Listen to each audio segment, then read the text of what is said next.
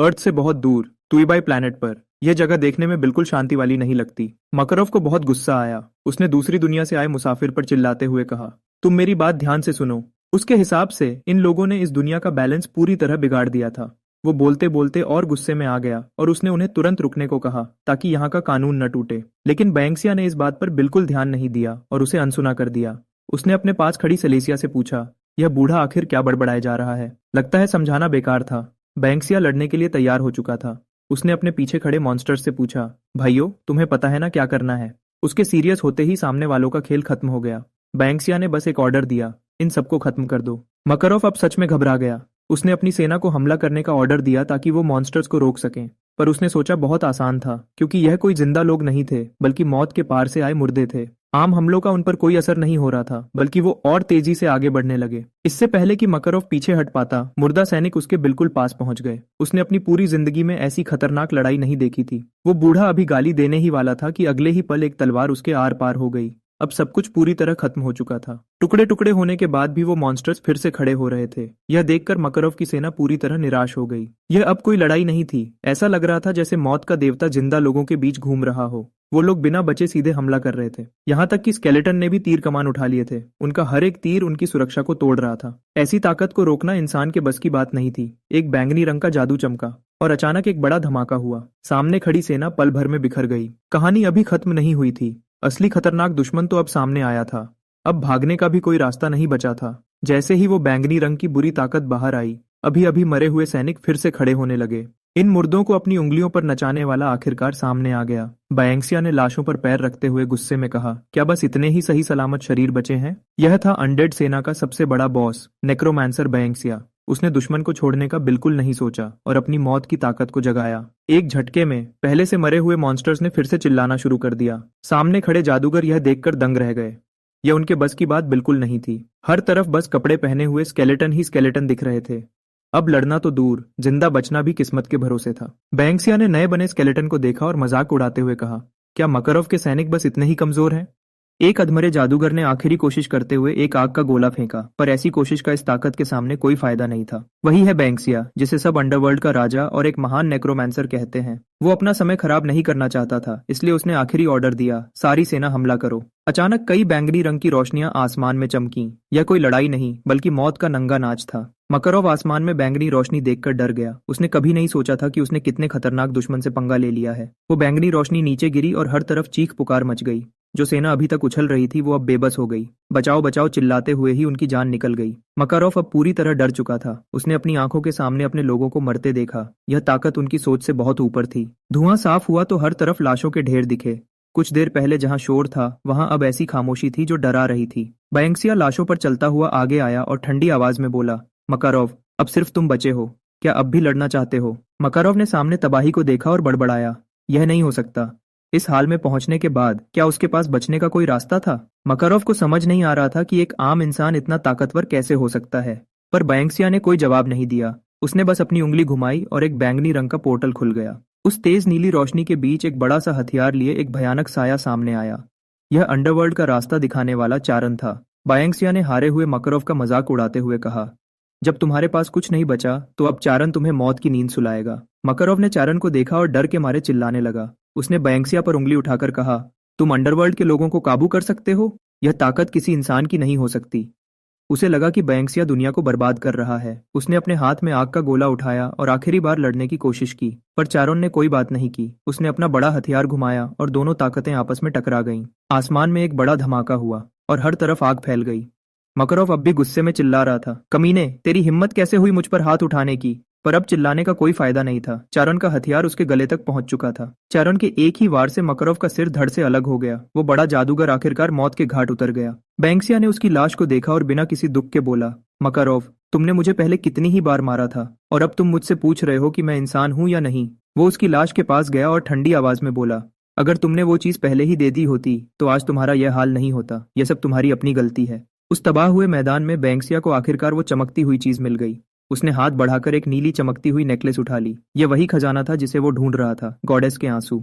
बेंशिया ने उस नेकलेस को जोर से पकड़ लिया। प्योर 100 साल हो गए थे जब से वो इस बुरी जगह पर फंसा था। उसने इस पल का बहुत लंबा इंतजार किया था। हजारों बार मौत के मुंह से बचने के बाद अब उसकी 100 साल पुरानी ख्वाहिश पूरी होने वाली थी। उसने हवा में आवाज लगाई, सेलेसिया, और तुरंत ही वो गॉडेस वहां सामने आ गई। बेंशिया ने नेकलेस को कसकर पकड़ा और कहा, अब इसकी मदद से मैं वापस जा सकता हूं ना, अपने घर, अर्थ पर। सेलेसिया खुशी से ताली बजाने लगी। बैंक्सिया ने सोचा, तुम इतनी खुश हो, क्या तुम चाहती हो कि मैं जल्दी से चला जाऊं? सेलेसिया ने तुरंत हाथ हिलाकर कहा कि वो तो बस उसके लिए खुश है, पर बैंक्सिया को पता था कि यह गॉडेस बिल्कुल भरोसे लायक नहीं है। बैंक्सिया ने उसे घूरते हुए सोचा कि जब वो 70 साल पहले यहाँ फंसा था तब यह गॉडेस कितना नखरा दिखाती थी, और अब देखो, यह बस एक नौकर की तरह काम करती है। बैंक्सिया ने सोचा कि क्या जाने से पहले इसे एक और सबक सिखाना चाहिए। सेलेसिया जल्दी मचाने लगी और बोली, तुम्हारी मौत की ताकत बहुत ज्यादा है, अगर यह नेकलेस टूट गई तो बड़ी मुसीबत हो जाएगी। बेंशिया थोड़ा हंसा और बोला, यह इतना आसान नहीं है, अब जब सब कुछ मिल गया है तो बस आखिरी काम बाकी है। एक बड़ा पोर्टल खुल गया, पर तभी सेलेसिया ने कहा, दूसरी दुनिया में जाने की एक कीमत होती है, हो सकता है वापस जाने पर तुम्हारी सारी ताकत चली जाए।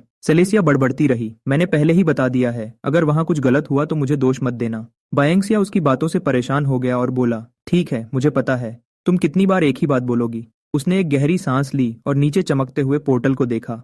आखिरकार वो पल आ गया, मैं अपने घर जा रहा हूँ। लेकिन पोर्टल चलते ही उसके दिमाग में एक ख्याल आया, मैं यहाँ 100 साल से ज्यादा रहा, तो क्या अर्थ पर भी 100 साल बीत गए होंगे? अगर ऐसा है तो मेरी बहन अब कैसी होगी?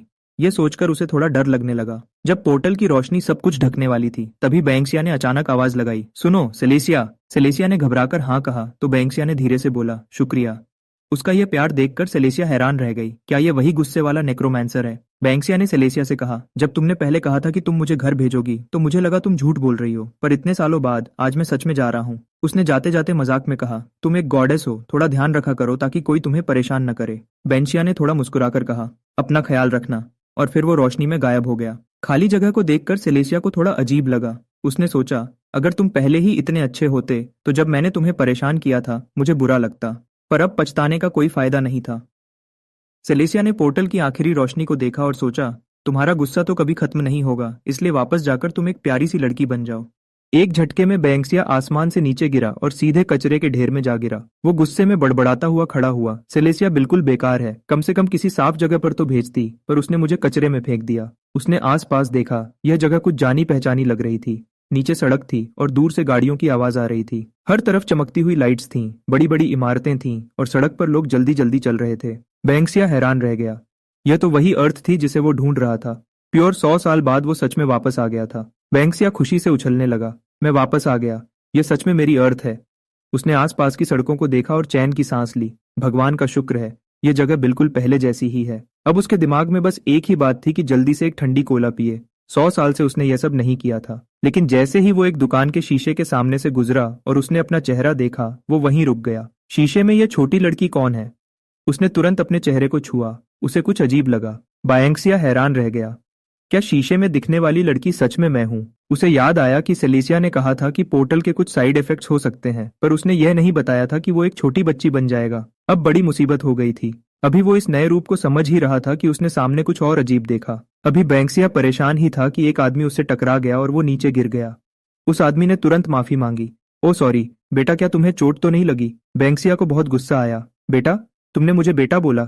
मैं अंडरवर्ल्ड का राजा हूँ। वो उन लोगों को सबक सिखाना चाहता था, पर तभी उसके शरीर में कुछ अजीब होने लगा। ये क्या हो रहा है? मेरा दिल इतनी तेजी से क्यों धड़क रहा है? उसे लगा जैसे कोई उसे दबा रहा हो। आसपास के लोग वहां जमा हो गए और बोलने लगे, ये बच्ची कितनी प्यारी है, क्या ये किसी और देश की है?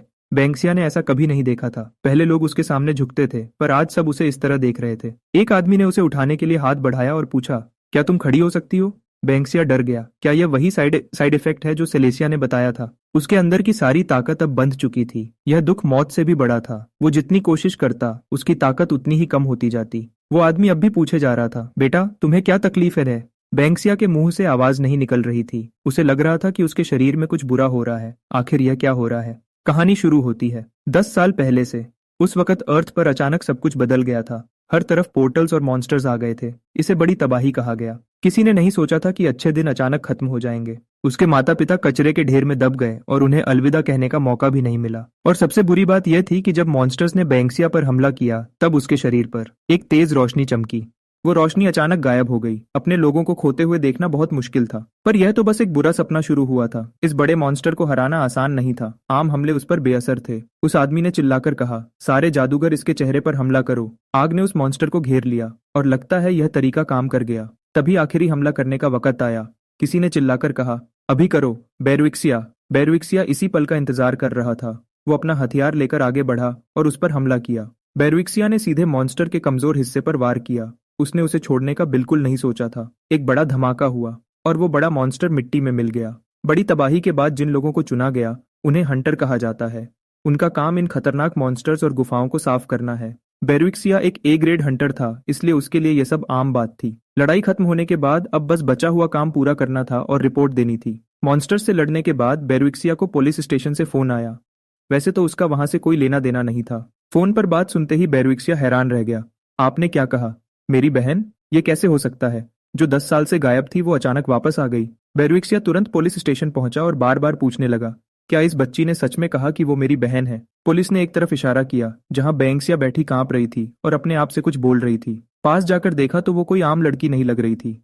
बैंक्सिया गुस्से में बड़बड़ाए जा रही थी कि वो सबको स्केलेटन बना देगी और अंडरवर्ल्ड भेज देगी। बेरविक्सिया को लगा कि कोई उससे मजाक कर रहा है, क्योंकि उसकी बहन ऐसी छोटी बच्ची नहीं थी। पर जो इंसान 10 साल से अपनी बहन को ढूंढ रहा हो वो थोड़ी सी उम्मीद भी नहीं छोड़ सकता था। सच जानने के लिए बेरविक्सिया ने टेस्ट करवाया। जब रिपोर्ट आई तो डॉक्टर भी हैरान रह गया। डॉक्टर ने रिपोर्ट दिखाते हुए कहा, डीएनए 99.9% मैच हो गया है। चेहरा बदल गया है, पर यह सच में आपकी बहन बैंक्सिया ही है। बेरविक्सिया दंग रह गया। उसने अपनी बहन को देखा और उसे समझ नहीं आया क्या करे। डॉक्टर ने बताया, बैंक्सिया का दिमाग अभी ठीक नहीं है। शायद किसी बड़े डर की वजह से ऐसा हुआ है, जिसे रिटर्नर सिंड्रोम कहते हैं। डॉक्टर के हिसाब से बैंक्सिया खुद को बचाने के लिए ऐसी बातें कर रही है। बेरविक्सिया को अपनी बहन पर बहुत तरस आया कि उसने कितना दुख झेला होगा, पर बैंक्सिया ने धीरे से कहा, ऐसा कुछ नहीं है, ठीक है? डॉक्टर ने कहा, बैंक्सिया लोगों से डरती है और अजीब बातें करती है। आपको हर वक्त उसके साथ रहना होगा। बेरविक्सिया ने अपनी बहन को देखा जो 10 साल बाद मिली थी। उसके दिमाग में सवाल तो थे, पर उसका वापस आना ही सबसे बड़ी बात थी। उसने फैसला किया कि वो हमेशा अपनी बहन का ख्याल रखेगा। उसने धीरे से कहा, बैंक्सिया। बैंक्सिया ने सुना और वो थोड़ा हैरान हुई, क्योंकि उसने अपना नाम बहुत समय से नहीं सुना था। बेरविक्सिया ने मुस्कुराकर कहा, डरो मत, अब सब ठीक है, चलो घर चलें। वक्त तेजी से बीता और 1 साल निकल गया। एक दिन सुबह सुबह बेरविक्सिया की आवाज घर में गूंजी, बैंक्सिया। उसने दरवाजा खोला और बहन को सोते हुए देखकर गुस्से में बोला, क्या तुम कल रात फिर देर तक गेम खेल रही थी? ऐसे तुम्हारी तबीयत खराब हो जाएगी। कम से कम थोड़ा बाहर तो निकला करो। बैंक्सिया ने धीरे से हाँ कहा। वो कोई अंडरवर्ल्ड की रानी नहीं, बल्कि अपने भाई की बातें सुनने वाली एक आम लड़की लग रही थी। बेरविक्सिया ने जाते हुए कहा, मुझे आज मीटिंग में जाना है। फ्रिज में खाना है, गरम करके खा लेना। बैंक्सिया ने कंबल के अंदर से ही हाँ बोल दिया। हर तरफ कचरा और खाली बॉटल्स पड़ी थीं। बेरविक्सिया ने आगे कहा, रात को हम बाहर खाएंगे। मेरे आने से पहले नहा लेना, नहीं तो मैं खुद तुम्हें नहला दूंगा। यह सुनते ही बैंक्सिया ने तुरंत हाँ कहा, क्योंकि वो जानती थी कि उसका भाई गुस्से में कुछ भी कर सकता है। बेरविक्सिया ने परेशान होकर कहा, मैं बहन को संभाल रहा हूँ या किसी रानी को, और वो चला गया। घर में अब शांति थी। बैंक्सिया ने कंबल में छुपते हुए कहा, यह तो बिल्कुल मम्मी की तरह डांटता है। वक्त बीतता गया और वो दोपहर के 12:40 तक सोती रही। बैंक्सिया ने आखिरकार अपना सिर कंबल से निकाला। धूप की वजह से उसे अजीब लग रहा था। अर्थ पर वापस आए उसे 1 साल हो गया था और वो अब पूरी तरह घर पर रहने वाली लड़की बन चुकी थी। वो दोपहर के लगभग 1 बजे तक सोती रही। बैंक्सिया अब पूरी तरह से घर पर आराम करने की आदी हो चुकी थी। उसका रोज का काम बिल्कुल पक्का था। सबसे पहले वो बेरविक्सिया का बनाया हुआ खाना खाती। खाते खाते वो फोन पर वीडियोस देखती और बोलती, ये लोग कितना खराब खेलते हैं। खाना खाने के बाद असली काम शुरू होता, यानी गेम खेलना। वो गेम में इतना ध्यान लगाती जैसे पहले लड़ाई में लगाती थी। वो गेम खेलते हुए चिल्लाती, क्या कोई ऐसे हमला करता है? पर आखिर में स्क्रीन पर हार लिखा आता और उसका मूड खराब हो जाता। लोग कमेंट्स में भी लड़ रहे थे। किसी ने नहीं सोचा था कि कभी सबसे ताकतवर रहने वाली बैंक्सिया आज एक गेम के लिए लोगों से लड़ेगी। बैंक्सिया को बहुत गुस्सा आया जब किसी ने उसे बूढ़ा कहा। उसने गुस्से में कीबोर्ड पर हाथ मारा। वो दुश्मन को खत्म तो नहीं कर सकती थी, इसलिए टेबल पर ही गुस्सा निकालने लगी। गुस्से के बाद उसका गला सूख गया था। उसने कोला की बोतल उठाई, पर वो खाली थी। बाहर धूप देखकर उसे जाने का मन नहीं था, पर कोला पीने के लिए उसने बाहर जाने का फैसला किया। दुकान का लड़का बैठा था, तभी दरवाजा खुला और एक अजीब लड़की अंदर आई, जिसे देखकर वो हैरान रह गया। बैंक्सिया ने खुद को एक बड़े कंबल में लपेटा हुआ था और धीरे धीरे चल रही थी। उसका यह रूप देखकर दुकानदार डर गया। घर वापस आकर उसने दरवाजा बंद किया और चैन की सांस ली। वो थक गई थी, पर खुश थी कि कोला मिल गई। तभी डिलीवरी वाले ने आवाज लगाई, जिससे बैंक्सिया डर गई। वो गेम में इतनी बिजी थी कि खाना ऑर्डर करना ही भूल गई थी। वो धीरे से दरवाजे के पास गई और थोड़ा सा दरवाजा खोला। अच्छा हुआ कि पेमेंट ऑनलाइन हो गई थी और उसे किसी से बात नहीं करनी पड़ी। अब वो आराम से बैठकर चिकन खाने लगी और वीडियो देखने लगी। एक घर पर रहने वाली लड़की के लिए इससे अच्छा कुछ नहीं था। खाना खाने के बाद वो कुर्सी पर आराम से बैठ गई। ऐसी आराम की जिंदगी जीते हुए उसे काफी समय हो गया था। जो कभी सबसे ताकतवर था, वो अब घर से बाहर निकलने में भी डरता है। अपनी सारी ताकत खोने के बाद किसी का भी ऐसा हाल हो जाता, पर वो शुरू से ऐसी नहीं थी। वापस आने के बाद उसने अपनी ताकत पाने के लिए बहुत कोशिश की थी। टीवी पर दूसरी दुनिया से आए लोगों को देखकर बैंक्सिया को लगा कि वो भी कुछ कर सकती है, क्योंकि उसके पास भी बहुत सी ताकतें थीं। उस वक्त उसके दिमाग में बस वापस टॉप पर पहुंचने की बात चल रही थी। उसने अपने लिए बहुत सारे सीक्रेट प्लान्स भी बनाए थे। उसे लगता था कि अगर वो धीरे धीरे आगे बढ़ेगा तो एक दिन वापस नेक्रोमांसर बन जाएगा। पर सच्चाई ने उसे एक झटका दिया। उसने जितनी भी कोशिश की, उसकी कोई भी ट्रिक काम नहीं आई, जैसे वो पहले कभी थी ही नहीं। 1 महीने की कोशिश के बाद उसे समझ आ गया कि यह सिर्फ मेहनत से नहीं होने वाला। उस वक्त उसने हार मान ली। अब आज की बात करें तो यूनहा कंप्यूटर स्क्रीन को देख रहा था। अवेकन होना लॉटरी लगने से भी मुश्किल है। जब किस्मत में ही नहीं है तो चुपचाप एक आम इंसान की तरह जीना ही ठीक है। पर तभी स्क्रीन पर वही पुराना नाम दिखा। एसईओ है फिर से न्यूज में थी। दोनों ही वापस आए थे, पर दोनों की जिंदगी में जमीन आसमान का फर्क था। स्क्रीन पर एसईओ है को देखकर यूनहा ने ठंडी सांस भरी। वो देश की सबसे बड़ी स्टार बन चुकी थी। पूरे देश में जो 100 से भी कम टॉप हंटर्स हैं, वो उनमें से एक थी। सीओ हे का दबदबा चल रहा था। वो हर वक्त न्यूज में रहती थी और बड़े ब्रांड्स के एड्स करती थी। वो लाखों लोगों की आइडल बन चुकी थी। सच कहें तो ईउन हा, जो बिना किसी चिंता के घर पर बैठकर खा रहा था, वो सब उसकी इस मेहनती बहन की वजह से था। पर अब वो इस तरह बेकार बैठने से थक चुका था। ईउन हा ने जोर से टेबल पर हाथ मारा और सोचा, अब यह बेकार जिंदगी आज ही खत्म करनी होगी। हालांकि उसने पहले भी बहुत कोशिश की थी और फेल हुआ था, पर इस बार बात अलग थी। उसके हाथ में आखिरी और सबसे जरूरी चीज थी। उस चमकदार बैंगनी पत्थर को देखकर ईउन समझ गया कि अब सारा सामान जमा हो चुका है। उसने एक गहरी सांस ली और 1 साल पुराने इस रिचुअल को शुरू करने के लिए तैयार हो गया। बाहर से भले ही उसने हार मान ली थी, पर अंदर से वो कभी भी एक आम इंसान बनकर नहीं जीना चाहता था। हाल ही में उसे एक रास्ता मिला था। यह छोटा सा सस्ता मैजिक स्टोन ही उसकी किस्मत बदलने का अकेला रास्ता था। हालांकि इसके अंदर की मौत की ताकत उसकी अपनी नहीं थी, पर ईयुन हा के दिमाग में एक बड़ेडिधा आइडिया आया। जब उसके पास नेक्रोमांसर का सारा दिमाग है, तो क्या वो दूसरों की ताकत से जादू नहीं कर सकता? अगर यह काम कर गया तो उसका नेक्रोमांसर वाला नाम फिर से पूरी दुनिया में गूंज उठेगा। ईयुन हा ने एक गहरी सांस ली। अब सब कुछ इस आखिरी कोशिश पर टिका था। उसने तुरंत रिचुअल शुरू कर दिया। जैसे ही बैंगनी रोशनी चमकी, वहां का माहौल बिल्कुल बदल गया। ऐसा लगा कि यह तरीका सच में काम कर रहा है। हालांकि अभी उसे पूरी तरह से पहले जैसा फील नहीं हो रहा था, पर उसने यह काम पहले हजारों बार किया था। एक बार शुरुआत हो गई तो बाकी सब अपने आप होने लगेगा। यह वही पुराना एहसास था। जादू ने सच में काम करना शुरू कर दिया था। ईयुन हा सामने चमकती हुई ताकत को ध्यान से देखने लगा। यह ताकत उम्मीद से कहीं ज्यादा तेज थी, जिसने एक झटके में उसे चारों तरफ से घेर लिया। यह धमाका इतना बड़िड्डा था कि उसकी तेज रोशनी से आंखें खोलना भी मुश्किल हो गया। ऐसा लगा जैसे पूरा कमरा ही उड़द देश देता जाएगा। गए काम से सब गड्ढिड हबडिड हो गया। ईयुन हा ने खांसते हुए दुहक जताया। अगर उसे पता होता कि इसका असर इतना खतरनाक होगा तो वो किसी खाली मैदान में जाता। अब घर का यह हाल देखकर वो समझ नहीं पा रहा था कि क्या जवाब देगा, पर अपने हाथ में बची हुई ताकत को देखकर ईयुन हा मुस्कुरा उठा। इतनी मेहनत के बाद आखिरकार वो कामयाब हो ही गया। ईयुन हा इस बार पूरे दम के साथ जादू कर रहा था। उसका मंत्र इतना खतरनाक था कि लगा कोई बड़िड्ढा शैतान बाहर आने वाला है। ईयुन हा जोर से चिल्लाया, खड्डिद्दे हो जाओ, इंसानों के हाथों मारे जाने के गुस्से के साथ इस दुनिया में वापस आओ। बिना सिर वाला योद्धा डुल्लाहन। यह नाम सुनते ही डर लगने लगता है। किसने सोचा था कि वो इस अंधेरे में इतना बड़ा जादू करने की हिम्मत करेगा? पर जब धुआं हटा तो सामने क्या दिखा? वो बिना सिर वाला योद्धा असल में बची हुई फ्राइड चिकन की हड्डियों से बना एक छोटा सा ढांचा था। यह देखकर ईयुन हा खुद हैरान रह गया। इतनी मेहनत के बाद सिर्फ यह मिला? लगता है ईयुन हा को वापस ताकतवर बनने में अभी बहुत वक्त लगेगा। ईयुन हा उसे चेक करने लगा। दायां हाथ, बायां हाथ। यह छोटा सा ढांचा तो बड़ेड्ढा आज्ञाकारी निकला। इतने दिनों के बाद ईयुन हा खुशी से चिल्ला उठा, मैं कामयाब हो गया। अब मैं वापस से नेक्रोमांसर का जादू यूज कर सकता हूँ। वो खुशी से पागल हो गया और कहने लगा कि अब पूरी दुनिया को पता चलेगा कि मौत का राजा वापस आ गया है। उसने उस छोटे स्केलेटन से पूछा, तुम भी खुश हो ना?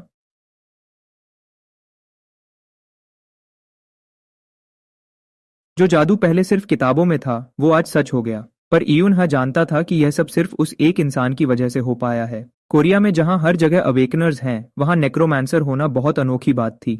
जादू के लिए मौत की ताकत ढूंढना आसान नहीं था। जब ईयुन हा परेशान था, तभी उसे एक लाइव स्ट्रीम में एक मजेदार लद्दाकी दिखी। यह थी हायोन, एक नई स्ट्रीमर जो अपने एक छोटे से स्केलेटन के साथ लाइव वीडियो बना रही थी। वो दिखाना चाहती थी कि उसका स्केलेटन कितना अच्छा निशाना लगाता है। उसने स्केलेटन से अपने सिर पर रखा एप्पल गिराने को कहा, पर स्केलेटन का हाथ हिल गया और तीर सीधा हायोन के सिर पर जा लगा। हायोन गुस्से से लाल हो गई। प्रैक्टिस के वक्त तो सब ठीक था, पर लाइव आते ही सब खराब हो गया। कमेंट्स में लोग उसका मजाक उड़ा रहे थे और कह रहे थे कि उसे सिर्फ एक्टिंग करनी आती है, पर हायोन ने बुरा नहीं माना। वो हंसती रही और प्रैक्टिस करती रही। यूनहा स्क्रीन के पीछे से यह सब देखकर हैरान था। उसे लगा कि यह लड्डुदकी अपना टैलेंट बर्बाद कर रही है। उससे रहा नहीं गया और उसने खुद उसकी मदद करने का सोचा। हायोन अपने फोन को देख रही थी, तभी कमेंट्स में हेल लॉर्ड नाम के एक यूजर ने उसे बताया कि स्केलेटन को कैसे कंट्रोल करते हैं। हायोन चाहती तो इस कमेंट को इग्नोर कर सकती थी, पर उसने वैसा ही किया जैसा लिखा था। कुछ ही दिनों में जब वो दोबारा लाइव आई तो उसका स्केलेटन पहले से बड़ीडिदा और ताकतवर दिख रहा था। अब हायोन उसकी फैन बन गई। उसने हेल लॉर्ड को अपना गुरु जान लिया और रोज उससे सीखने लगी। यूनहा के पास भले ही अभी ताकत नहीं थी, पर उसके दिमाग में जादू का खजाना था जो एक नए सीखने वाले के लिए बहुत था। दोनों स्क्रीन के जरिए एक दूसरे से सीख रहे थे। यूनहा ने कभी नहीं सोचा था कि जिस लद्दाकी को वो ऐसे ही सिखा रहा है, वो एक दिन उसकी किस्मत बदल देगी। हायोन को भी अच्छा नहीं लग रहा था कि वो मुफ्त में सब सीख रही है। उसने पूछा कि वो बदले में क्या दे सकती है। यूनहा तो बस टाइम पास कर रहा था, पर यह सुनते ही उसे समझ आया कि यही सबसे अच्छा मौका है। उसने हायोन को मैसेज किया और मौत की ताकत से भरा एक मैजिक स्टोन मांगा। अगर वो उसे मिल जाता तो उसका प्लान शुरू हो सकता था। मैजिक स्टोन की सारी ताकत खत्म हो गई थी, पर यूनहा खुश था। भले ही जादू की ताकत चली गई थी, पर उसके पास अभी भी कुछ और मैजिक स्टोन्स बचे थे, इसलिए उसे कोई चिंता नहीं थी। यह कोशिश बिल्कुल कामयाब रही। यूनहा ने सोचा कि अब वो अपनी बहन सियोहा के सामने सिर उठाकर खड़गड्ढा हो सकता है और दिखा सकता है कि वो बेकार नहीं है। अब वो भी इस घर में बराबर का हिस्सा बन सकता है। वो खुश हो ही रहा था कि तभी दरवाजा खुला। सियोहा ठीक उसी वक्त घर वापस आ गई। यूनहा उसे अपना जादू दिखाने ही वाला था, पर उसने देखा कि माहौल कुछ ठीक नहीं है। सियोहा ने उसके जादू पर ध्यान नहीं दिया। उसका ध्यान तो जमीन पर पिड़ीडे कचरे पर था। सुबह जो काम दिए थे वो तो किए नहीं, पर खाने के खाली डिब्बे पहाड़ की तरह जमा थे। यूनहा रंगे हाथों पकड़िड्ढा गया। सियोहा ने उसके बैंक कार्ड का खर्च भी देख लिया था। फ्राइड चिकन और कोल्ड ड्रिंक के साथ वो मजे कर रहा था, पर सियोहा के हिसाब से उसे सबक सिखाना जरूरी था। अब सफाई देने का कोई फायदा नहीं था। सियोहा ने उसे एक छोटे बच्चे की तरह पकड़िड्ढा और बाथरूम की तरफ खींचने लगी। गुस्से में आई बहन के सामने मौत का राजा भी कुछ नहीं कर पाया। यूनहा का बड़द्दा नुकसान हो गया। उसे जबरदस्ती नहलाया गया और सियोहा ने आखिरी फैसला सुना दिया कि आज से घर पर बाहर का खाना बिल्कुल बंद। कुछ दिन ऐसे ही बीत गए। अब यूनहा अपनी जिंदगी की सबसे बड़ी मुसीबत में था। यह जगह उसके लिए किसी नरक से कम नहीं थी, क्योंकि हर तरफ लोग ही लोग थे। उस जैसे अकेले रहने वाले के लिए यह किसी डंजन से भी बदतर था। ऊपर से उसकी बहन सियोहा किसी काम से बाहर गई थी और 4-5 दिन तक वापस नहीं आने वाली थी। घर पर कोई मदद करने वाला नहीं था। अगर गेम के आखिरी मैच में उसका माउस खराब ना होता तो वो कभी भी मार्केट जाने की गलती ना करता। ऑनलाइन ऑर्डर करने का वक्त नहीं था, क्योंकि हर एक सेकंड उसके गेम के पॉइंट्स कम हो रहे थे। यूनहा को मजबूरन इस भिड़ में जाना पड़ा। उसे बस वही एक माउस चाहिए था ताकि वो जल्दी से वापस जाकर गेम खेल सके। बहुत मुश्किल से उसे दुकान के एक कोने में वो माउस मिल गया। माउस तो मिल गया, पर असली मुसीबत अब शुरू होने वाली थी। सामने बिल भरने वालों की लंबी लाइन देखकर यूनहा को लगा कि किसी बिडिडे मॉन्स्टर से लड़ना इससे आसान होता।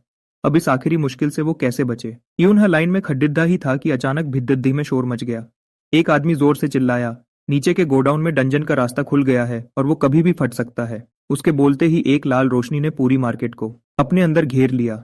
अब भागने का कोई रास्ता नहीं बचा था। जब यूनहा ने आंखें खोली तो सब बदल चुका था। वो कोई मार्केट नहीं थी, बल्कि हर तरफ लोहे की जंजीरें थीं। वो एक खतरनाक डंजन बन चुका था। यूनहा हैरान रह गया। उसके आसपास सब आम लोग थे जिनके पास कोई हथियार नहीं था। अगर अब लड़ाई हुई तो अंजाम बहुत बुरा होगा। वहां अफरा तफरी मच गई। लोग चिल्ला रहे थे और रो रहे थे। कुछ लोग पुलिस को फोन करने की कोशिश कर रहे थे, पर ऐसी जगह पर नेटवर्क कहाँ मिलता। यूनहा के लिए यह मौत जैसा था। उसे लोगों से डर लगता था और इस शोर ने उसे परेशान कर दिया था। उसने अपने कान बंद कर लिए और चाहने लगा कि सब चुप हो जाएं। जब हालत बिगड़ने लगी तो एक आदमी सामने आया। उसने सबको चुप रहने को कहा और समझाया कि डंजन में चिल्लाने से मॉन्स्टर्स को पता चल जाएगा। वो एक नया हंटर था। उसने कहा कि मॉन्स्टर्स के आने से पहले सबको भागना होगा। लोगों को लगा कि उन्हें बचाने वाला मिल गया है। सब लोग उसके पीछे चलने लगे, पर यूनहा चलने की हालत में नहीं था। किसी ने उसे देखा तो सही, पर इस मुसीबत में कोई दूसरे की मदद नहीं कर सकता था। उस हंटर ने कहा कि अगर हम इस कमजोर लद्दाखे को साथ ले गए तो हम सब मारे जाएंगे। एक औरत उसकी मदद करना चाहती थी, पर लोगों ने उसे भी जल्दी चलने को कहा। इस तरह यूनहा को वहीं अकेला छोड़ दिया गया। पर यूनहा ने चैन की सांस ली। चलो, आखिरकार शांति मिली। वो लोग उसके कान में लगातार चिल्ला रहे थे, जो उसे बिल्कुल पसंद नहीं था। शांति तो मिल गई, पर मुसीबत अभी बाकी थी। उसके हाथ में जो मैजिक स्टोन था वो ज्यादा देर तक काम नहीं करने वाला था। अगर उसके पास कोई रास्ता नहीं बचा तो आज वो मारा जाएगा। तभी उसे एक जरूरी चीज याद आई।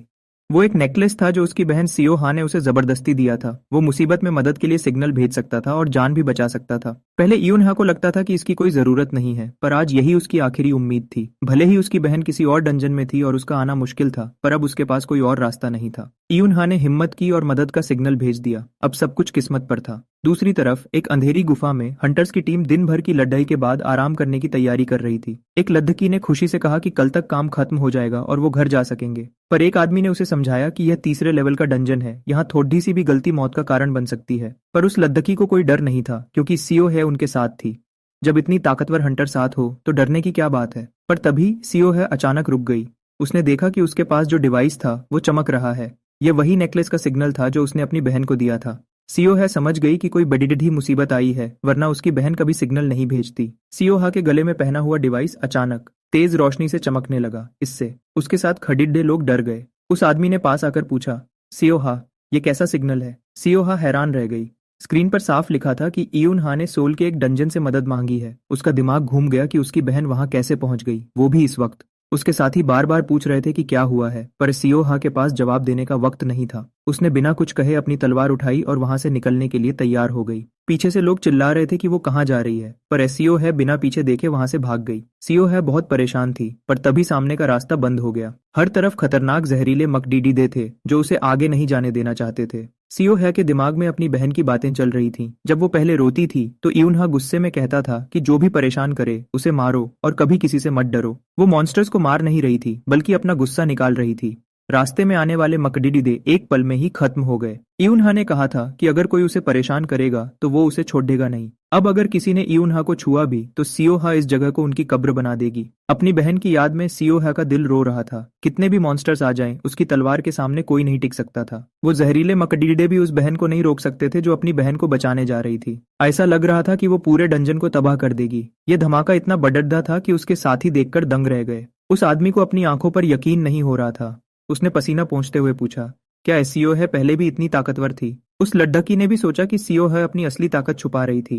यह तो किसी आम हंटर से कहीं ज्यादा ताकतवर थी।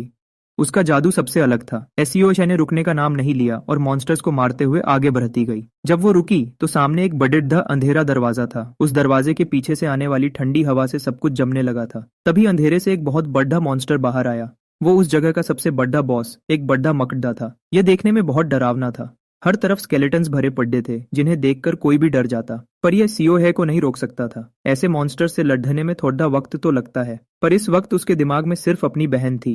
वो अपनी पूरी जान लगाकर लड़ी रही थी। जो भी सामने आता वो मारा जाता, चाहे कोई भी मॉन्स्टर हो। सीओ हा के सामने किसी की नहीं चलने वाली थी। उसके कपड़ों पर खून लगा था, पर वो नहीं रुकी। उसके दिमाग में बस एक ही बात थी, जल्दी से जल्दी अपनी बहन को बचाना है। यून हा के पीछे से अचानक एक हड्डियों का हाथ बाहर आया। यून हा डरकर चिल्ला उठा, कौन है वहां?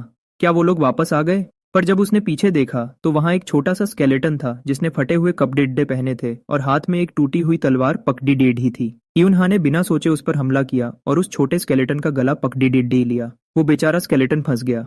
यूनहा ने उसे इतनी जोर से पकड़ी डिधा कि उसकी हड्डियां टूटने लगी और उसके हाथ से तलवार गिरने वाली थी। यूनहा ने जोर लगाते हुए कहा, जल्दी से वो चीज मुझे दे दो। उस स्केलेटन के पास क्या था? वो स्केलेटन बड़ी बातें कर रहा था, पर यूनहा ने जोर से दबाया और उसे हड्डियों के ढेर में बदल दिया। लगता है लोगों से बात करने से ज्यादा यूनहा को इन मॉन्स्टर्स से लड़ देना पसंद था। हड्डियों की आवाज सुनकर उसे कुछ समझ आया। यह जगह तो सस्ते मॉन्स्टर्स से भरी पड़ी थी। यह तो बिल्कुल उसके घर जैसा था। पुरानी याद आते ही यूनहा का डर बिल्कुल खत्म हो गया। उसका पुराना नाम ऐसे ही नहीं बना था। अब इन मॉन्स्टर्स की खैर नहीं थी। पर तभी दूर से किसी के रोने की आवाज आई। यूनहा तलवार लेकर वहां भागा और उसने देखा कि वहां वही स्टूडेंट था। ध्यान से देखने पर पता चला कि वो अकेला ही बचा था। वो लद्द का रो रहा था और उसने बताया कि सब लोग मारे गए हैं। हालत उम्मीद से कहीं ज्यादा खराब थी। यह बात समझ नहीं आ रही थी। एक आम डंजन में सब लोग कैसे मर सकते हैं, जबकि उनका लीडर एक पुराना हंटर था। इससे पहले कि यूनहा कुछ सोचता, वो लद्द का चिल्ला उठा, वो आ गया। उसके कदम रखते ही जमीन हिलने लगी। किसने सोचा था कि वो इस जगह पर एक बड़ा मॉन्स्टर, एक बी क्लास स्केलेटन जायंट छुपा होगा। यह कोई आसान जगह नहीं थी, बल्कि मौत का कुआं था। यूनहा ने जल्दी से उस लद्दके को पकड़ा और भागने लगा। अगर वो पकड़े गए तो जान से हाथ धो बैठेंगे। उस मॉन्स्टर का बड़ा हाथ उन्हें पकड़ने ही वाला था। यूनहा बहुत डर गया था, क्योंकि पकड़े जाने का मतलब मौत था। उसने सोचा कि कोई तो रास्ता होगा। तभी उसकी नजर जमीन पर पड़ी हड्डियों पर गई, जिसे उसने अभी तोड़ा था। यूनहा जोर से चिल्लाया, कॉप्स एक्सप्लोजन। यह उसका सबसे खास जादू था। इस धमाके से वो बड़िड्डा मॉन्स्टर गिर गया। यूनहा ने लड्डू को खींचा और वहां से भाग निकला। वो दोनों एक पतली गली में छुप गए जहां वो बड्डा मॉन्स्टर नहीं आ सकता था। अभी के लिए तो वो बच गए, पर खतरा अभी टला नहीं था। 2 घंटे बीत चुके थे पर कोई बचाने नहीं आया। यूनहा परेशान था और वो लड्डू सिर्फ रो रहा था। उससे कोई मदद नहीं मिल रही थी। अगर ऐसा ही चलता रहा तो उनकी ताकत खत्म हो जाएगी। इससे पहले कि वो कुछ सोचते, सामने का रास्ता भी बंद हो गया। वो स्केलेटन्स उन्हें सांस लेने का मौका भी नहीं दे रहे थे। उस लड़के ने डर के मारे यूनहा का गाला ही दबा दिया था। ऐसे वक्त पर परेशान करना मौत को बुलाना था। इससे पहले कि वो उसे हटाता, एक तलवार सीधा उसके सिर की तरफ आई। यूनहा ने जल्दी से अपनी तलवार से हमला रोका, पर रास्ता बहुत छोटा था, इसलिए वो ठीक से लडिया डीडीएच नहीं पा रहा था। अब मुसीबत बरच गई थी, क्योंकि दुश्मन रुकने वाले नहीं थे। उसका शरीर अभी कमजोर था, तलवार चलाना भी मुश्किल हो रहा था। यूनहा जानता था कि वो ज्यादा देर तक नहीं लद्दे साथ टिप पाएगा। तभी सामने खड़े स्केलेटन ने एक बड़ा आग का गोला फेंका। अगर वो उन्हें लग जाता तो वो वहीं मारे जाते। यूनहा ने जोर से कहा, नीचे झुको। उसने लद्दके को धक्का दिया और खुद एक तरफ भाग गया। आग का गोला उसके पीछे से निकल गया और उसके कपड़े जल गए। अब उसे बहुत गुस्सा आ चुका था। जब कोई रास्ता नहीं बचा तो उसने अपनी जान लगाने का सोचा। यूनहा तलवार लेकर उन स्केलेटन्स की तरफ भागा। उसने अपनी पूरी ताकत से हमला किया।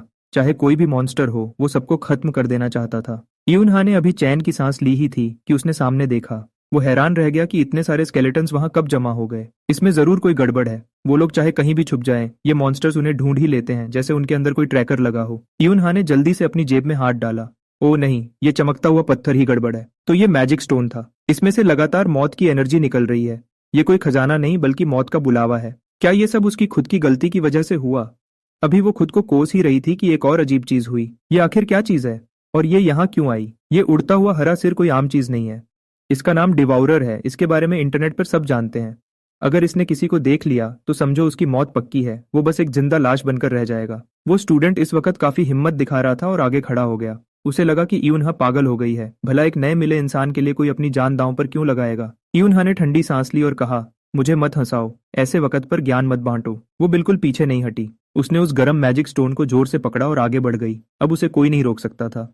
इस मुश्किल वक्त में यूनहा के गले का नेकलेस चमकने लगा। ये उसकी जान बचाने का आखिरी रास्ता था। खुशकिस्मती से सही वक्त पर वो एक जानलेवा हमले को रोक सकता था। स्टूडेंट अभी कुछ समझ पाता उससे पहले ही यूनहा ने सीधा हमला कर दिया। उसने मॉन्स्टर का मुंह जोर से पकड़ लिया। उसकी हिम्मत सच में देखने लायक थी। यूनहा ने गुस्से में कहा, मौत के सामने चालाकी करना मौत की बेइज्जती है। उसने पूरी ताकत से अपने हाथ के मैजिक स्टोन को तोड़ दिया। उसके अंदर की सारी ताकत अचानक बाहर आई और खुल गई। अब तो जमीन भी हिलने लगी थी। यूनहा ने इस बार अपनी जान की परवाह नहीं की। उसने सीधा डेथ समनिंग शुरू कर दी। मैजिक स्टोन से जो ताकत निकली थी वो अब इस समनिंग की कुर्बानी बन गई। वो पर्पल एनर्जी अचानक एक साथ मिलने लगी। ये धमाका इतना बड़ा था कि पूरे कॉरिडोर में तेज रोशनी फैल गई। वो साइड में खड़ा रह गया और कुछ नहीं कर पाया। यूनहा ने बिना पीछे देखे कहा, अब जो करना है खुलकर करो। अब असली खतरनाक खिलाड़ी सामने आने वाला था। जैसे ही वो पर्पल एनर्जी पूरी तरह फटी, यूनहा का सबसे बड़ा हथियार सामने आ गया। ये था हैलोवीन नाइट। यूनहा के हमले के बाद वो छोटे स्केलेटन्स अभी भी लड़ने की कोशिश कर रहे थे, पर उनका सामना एक दीवार से हो गया। हैलोवीन नाइट ने उनका हमला आसानी से रोक लिया और वो अपनी जगह से हिला तक नहीं। उसका साइज बहुत बड़ा था। हैलोवीन नाइट ने बस एक हाथ घुमाया और उन सारे स्केलेटन्स के टुकड़े टुकड़े कर दिए। ये तो एक तरफा लड़ाई थी। हैलोवीन नाइट के एक भारी हमले से सारे छोटे मोटे दुश्मन पर्पल रोशनी में गायब हो गए। अब देखते हैं कौन रास्ता रोकता है। हैलोवीन नाइट की ताकत सच में कमाल की थी। चाहे कोई बड़ा मॉन्स्टर हो या छोटा दुश्मन, उसके सामने सब कमजोर थे। उसके एक पंच से वो चिल्लाने वाला मॉन्स्टर सीधा टूटकर बिखर गया। मैदान में अचानक शांति छा गई। हैलोवीन नाइट बस वहां खड़ा था और उसका डर सब पर छा गया। अब किसी में आगे आने की हिम्मत नहीं थी। पास खड़ा स्टूडेंट ये देखकर हैरान रह गया। उसने कहा, सारे स्केलेटन्स खत्म हो गए? मुझे यकीन नहीं हो रहा।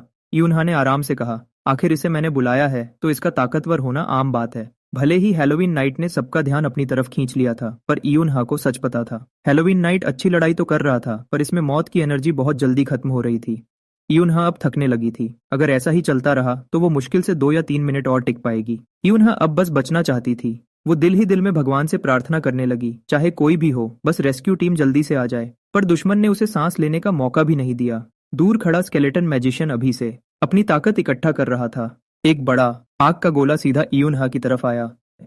जैसे ही वो आग का गोला फटने वाला था, हैलोवीन नाइट ने आगे आकर उसे रोक लिया। उसका रिएक्शन सच में कमाल का था। उसने अपना हाथ घुमाया और उस आग के तोंडी गोले को दूर फेंक दिया। इससे पहले कि दुश्मन कुछ समझ पाता, हैलोवीन नाइट ने आगे बढ़कर उस स्केलेटन का सिर पकड़ लिया। अब वो कहीं नहीं भाग सकता था। हैलोवीन नाइट के एक पंच से जमीन हिल गई। ये कोई लड़ाई नहीं बल्कि सब कुछ तोड़ना था। जमीन पर गिरे टुकड़ों को देखकर इयुनहा को थोड़ा भरोसा हुआ, अगर ऐसा ही चलता रहा तो एनर्जी खत्म होने से पहले वो इस बड़े मॉन्स्टर को हरा देगी। अभी वो खुश ही हो रही थी कि अंधेरे से एक और बड़ा स्केलेटन बाहर आया, पर इयुनहा डरी नहीं बल्कि उसे लगा कि ये एक अच्छा मौका है। इयुनहा ने चिल्लाकर कहा, हैलोवीन नाइट, जाओ और इसको भी खत्म कर दो। पर हैलोवीन नाइट अपनी जगह से हिला तक नहीं और उसकी पर्पल रोशनी कम होने लगी। इयुनहा हैरान रह गई और बोली, अरे क्या हुआ? सही वक्त पर यह सबसे बड़ा हथियार बंद क्यों हो गया? कौन सोच सकता था कि जो हैलोवीन नाइट अभी इतना ताकतवर लग रहा था वो अचानक टूटकर बिखर गया। इयुनहा हैरान रह गई, अभी तो 3 मिनट भी नहीं हुए थे, फिर ये ताकत अचानक कैसे खत्म हो गई? इयुनहा को अब बहुत पछतावा हो रहा था। उसने सोचा, सब खत्म हो गया, मुझे उस लड़की पर भरोसा नहीं करना चाहिए था। अब मदद तो मिली नहीं बल्कि जान बचाने का रास्ता भी बंद हो गया। हैलोवीन नाइट को गायब होते देख स्टूडेंट डर गया और बोला,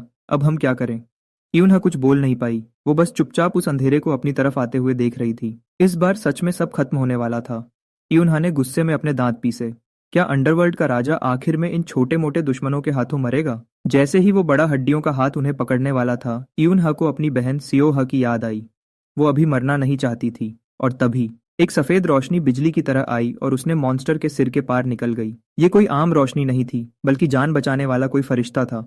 एसियोहा ने अपने हथियार से उस बड़े मॉन्स्टर को एक बार में ही ढेर कर दिया। सियोहा ने बाहर से परेशान होकर चिल्लाया, क्या अंदर कोई जिंदा है? जल्दी से कोई आवाज दो। यूनहा और स्टूडेंट ने एक दूसरे को देखा। ये आवाज बहुत जानी पहचानी थी और उन्हें बहुत सुकून मिला। यूनहा हैरान थी कि उसकी बहन सच में उसे ढूंढते हुए यहाँ तक आ गई। एसियोहा हाथ में स्पीयर लिए तेजी से अंदर आई। वो देखने में बहुत ताकतवर लग रही थी, पर जैसे ही उसने अपनी बहन को देखा वो घबरा गई। यूनहा की हिम्मत अब टूट गई और वो सीधा जमीन पर बैठ गई। एसियोहा भागकर उसके पास आई और बोली, दीदी। सियोहा ने पूछा, दीदी आपको इतनी चोट कैसे लगी?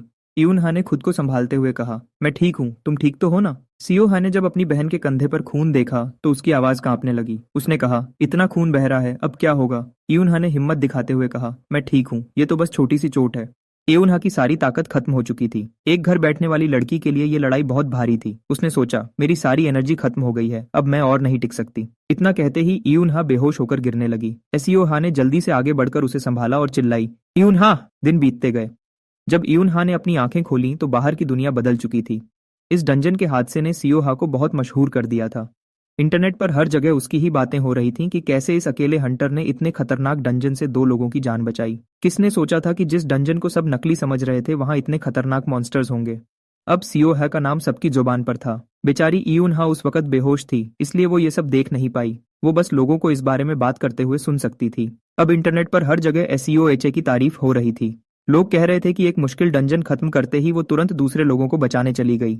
यूनहा ने अपने कंबल में लेटकर ये सब पढ़ा और उसे अजीब लगा। एक ही दिन में 2 बड़े डंजन्स को खत्म करना सच में हैरान करने वाली बात थी। एसईओ है अब सबकी नजर में एक हीरो बन चुकी थी। तभी एसईओ है ने दरवाजा खटखटाया और पूछा, यूनहा, क्या आज तुम बाहर घूमने नहीं चलोगी? हमेशा कमरे में बंद रहना सेहत के लिए अच्छा नहीं है। यूनहा अभी बस आराम करना चाहती थी। उसने कहा, क्या हम अगली बार चलें? मुझे लगता है मेरी तबीयत अभी पूरी तरह ठीक नहीं हुई है। एसईओ है ने ज्यादा जिद नहीं की और कहा, ठीक है। यूनहा को भी थोड़ा बुरा लग रहा था क्योंकि उसकी बहन सच में उसकी चिंता करती थी, पर जब भी वो कमजोरी का बहाना बनाती, एसईओ है उसे बाहर जाने के लिए मजबूर नहीं करती थी। ये तरीका थोड़ा गलत था, पर अपनी ताकत वापस पाने के लिए उसे ऐसा करना ही पड़ रहा था। यूनहा कंप्यूटर स्क्रीन को देखते हुए कुछ सोच रही थी। इस बार मौत के मुंह से बचने के बाद उसे एक बात समझ आ गई थी कि उसकी पुरानी ताकत इस दुनिया में भी काम करती है। अगर उसके पास वो पुरानी ताकत ना होती तो उस छोटे से मैजिक स्टोन से इतना बड़ा धमाका कभी नहीं होता। पर परेशानी ये थी कि अगर उसने जल्दी ही अपनी एनर्जी बढ़ाने का कोई रास्ता नहीं ढूंढा तो ये बची हुई ताकत भी जल्द ही खत्म हो जाएगी। और सबसे बड़ी मुसीबत ये थी कि उसे अपनी ताकत बढ़ाने के लिए दूसरों की मौत की एनर्जी चाहिए थी, जो मिलना आसान नहीं था। यूनहा ने स्क्रीन को गुस्से से देखा और सोचा, अगर मैंने खुद को जल्दी ताकतवर नहीं बनाया तो अगली बार मैं नहीं बच पाऊंगी। यूनहा कंप्यूटर के सामने बैठकर परेशान हो रही थी। उसने कहा, मेरा सिर दुख रहा है। अब मैं ज्यादा नहीं सोचूंगी, बल्कि सोंग हा योन से कुछ और मैजिक स्टोन्स मांगूंगी। आखिर इस दुनिया में बिना एनर्जी के रहना बहुत मुश्किल है। यूनहा ने स्क्रीन को देखते हुए सोचा, अगर मैं अवेकन हो गई तो सब बदल जाएगा। पर सच्चाई बहुत अलग थी। स्क्रीन पर लगातार हार देखकर वो परेशान हो गई। पहले 0-1, फिर 0-2 और आखिर में 0-3 हो गया। ये देखकर यूनहा गुस्से से पागल हो गई और बिस्तर पर जोर जोर से रोने और चिल्लाने लगी। मैं अब और बर्दाश्त नहीं कर सकती। उसका ये शोर सुनकर लिविंग रूम में बैठी एसईओ है डर गई। उसने हैरानी से पीछे देखा और सोचा, दीदी को अब क्या हो गया? यूनहा के चिल्लाने से सियोहा घबरा गई और बोली, यूनहा क्या हुआ? यूनहा ने उदास होकर कहा, मैंने नया माउस खरीदा था, फिर भी मैं गेम में हार गई। अब कहानी एक बड़ी मार्केट की तरफ चलती है। वहां लोगों की भीड़ में किसी ने ध्यान नहीं दिया कि एक जाना पहचाना इंसान कैफे में बैठा है। ये इंसान सोंग हायोन था। वो इस वक्त बहुत घबराया हुआ था और सोच रहा था, मैं क्या करूं, मुझे क्या करना चाहिए। उसने कभी नहीं सोचा था कि वो उस मशहूर इंसान से यहाँ मिलेगा। एक सी रैंक हंटर और स्ट्रीमर होने के नाते सोंग हायोन ने बहुत लोग देखे थे, पर इस वक्त वो इतना नर्वस था कि उसके हाथ कांप रहे थे। तभी एक पर्पल एनर्जी जमीन पर फैल गई। उसका डर दूर से ही महसूस किया जा सकता था। वो बड़ा इंसान सामने आया। एक औरत ने हंसकर कहा, अरे, तुम तो मेरे सोचने से पहले ही आ गए। उसे देखते ही सोंग हायोन हैरान रह गया। ये और कोई नहीं बल्कि एस रैंक नेक्रोमांसर हेलेना थी। इतनी बड़ी प्लेयर एक सी रैंक हंटर से मिलने आई थी, इसका मतलब ये बात आम नहीं थी। डंजन खत्म होते ही सोंग हायोन और उसकी टीम बाहर आई। उसके सारे साथी उससे बहुत खुश थे और कह रहे थे कि उसके साथ खेलना बहुत आसान है। सोंग हायोन ने आराम से कहा कि वो इतना भी अच्छा नहीं है, पर वो जानता था कि ये तो बस शुरुआत है। वक्त तेजी से बीता और 3 महीने निकल गए। सोंग हायोन अब हंटर के साथ साथ स्ट्रीमिंग भी करता था। किसने सोचा था कि उसने 3 महीने में 50 डंजन्स खत्म कर दिए हैं। उसका ये बदलाव देखकर लोग हैरान थे, यहाँ तक कि लोग उसकी तुलना एस रैंक प्लेयर से करने लगे। पर जब नाम बड़ा होता है तो मुसीबत भी आती है। सोंग हायोन जानता था कि उसकी कामयाबी के पीछे उसके लाइव स्ट्रीम का एक अनजान दोस्त है। उसे समझ नहीं आ रहा था कि लॉर्ड ऑफ द अंडरवर्ल्ड नाम की आईडी किसकी है। क्या उसके देश में कोई इतना बड़ा नेक्रोमांसर है? तभी उसके दिमाग में एक नाम आया। क्या वो इंग्लैंड की मशहूर एस रैंक हंटर हेलेना है? सिर्फ वही इतनी अच्छी सलाह दे सकती है। भले ही ये अजीब था, पर सोंग हायोन ने अपनी स्ट्रीमिंग शुरू की। आखिर काम तो करना ही था। आज वो अपने फैंस से बात करने वाला था। पर जैसे ही स्ट्रीम शुरू हुई, स्क्रीन पर एक डोनेशन का मैसेज आया, जिसे देखकर सब हैरान रह गए। पूरे 80 मिलियन। और पैसे भेजने वाले का नाम सच में हेलेना था। उसने ना सिर्फ पैसे दिए, बल्कि अगले हफ्ते कोरिया में मिलने के लिए भी कहा। ये कोई आम बात नहीं थी, बल्कि एक बड़े प्लेयर का बुलावा था। अब दोनों एक साथ बैठे थे। हेलेना ने चाय पीते हुए आराम से कहा कि वो यहाँ किसी काम से आई थी, तो उसने सोचा कि इस नए प्लेयर से मिल लिया जाए। भले ही ये सब अचानक हुआ, पर सोंग हायोन मना नहीं कर सकता था। हेलेना ने सीधा कहा कि वो कुछ बातें पूछना चाहती है। किसने सोचा था कि सामने बैठी औरत सच में हेलेना ही है। इसका मतलब वो आईडी नकली नहीं थी। अब सारी परेशानी सोंग हायोन पर आ गई थी। हेलेना ने आते ही सीधा उस रेड स्केलेटन के बारे में पूछा जो स्ट्रीम में दिखा था। सोंग हायोन ने जल्दी से बताया कि उसे स्केलेटन स्मैशर कहते हैं। पर हेलेना के अगले सवाल ने उसे परेशान कर दिया। वो उससे पूछ रही थी कि उसने ये हमला कैसे किया। ये अजीब था। अगर हेलेना ही उसकी टीचर थी तो वो ऐसा सवाल क्यों पूछ रही थी? सामने बैठी ये औरत और स्ट्रीम पर गुस्से में बात करने वाला लॉर्ड ऑफ द अंडरवर्ल्ड दोनों बिल्कुल अलग लग रहे थे। अब सोंग हायोन कुछ नहीं छुपा सकता था। एक एस रैंक प्लेयर के सामने झूठ बोलना बहुत भारी पड़ सकता था। उसने सच बताया कि ये हमला उसने खुद नहीं सीखा था। अगर हेलेना वो इंसान नहीं थी, तो स्क्रीन के पीछे से उसे सलाह देने वाला आखिर कौन था? सोंग हायोन ने सब सच बताया कि ये मैजिक उसे उसके मास्टर ने सिखाया है। ये सुनकर हेलेना को बड़ा मजा आया और उसने पूछा कि वो मास्टर कौन है। सोंग हायोन ने थोड़ा सोचा और फिर मना कर दिया कि वो इससे ज्यादा नहीं बता सकता। सच तो ये था कि उसे खुद भी उस बड़े प्लेयर का असली नाम नहीं पता था। हेलेना ने भी ज्यादा जोर नहीं दिया और कहा, अगर ये कोई सीक्रेट है तो मैं और नहीं पूछूंगी। दोनों के बीच का डर अब थोड़ा कम हो गया था। उसने आराम से कॉफी पी और एक आसान सवाल पूछा कि सोंग हायोन को किस तरह का मैजिक पसंद है। हेलेना को हंसते हुए देखकर सोंग हायोन समझ नहीं पा रहा था कि उसके दिमाग में क्या चल रहा है। कैफे की ये मुलाकात काफी अच्छी रही। हेलेना ने अपना कप रखा और कहा, आज तुमसे बात करके बहुत अच्छा लगा। सोंग हायोन ने जल्दी से खड़े होकर कहा, आप जैसे बड़े प्लेयर से मिलना मेरे लिए खुशकिस्मती है। हेलेना ने जाने से पहले कहा कि हम फिर मिलेंगे। सोंग हायोन के लिए ये एक सपने जैसा था। हेलेना को जाते हुए देखकर सोंग हायोन बहुत खुश था। उसे न सिर्फ अच्छी सलाह मिली, बल्कि एक गिफ्ट भी मिला। आज का दिन उसके लिए बहुत अच्छा रहा। हेलेना का मूड अचानक बदल गया।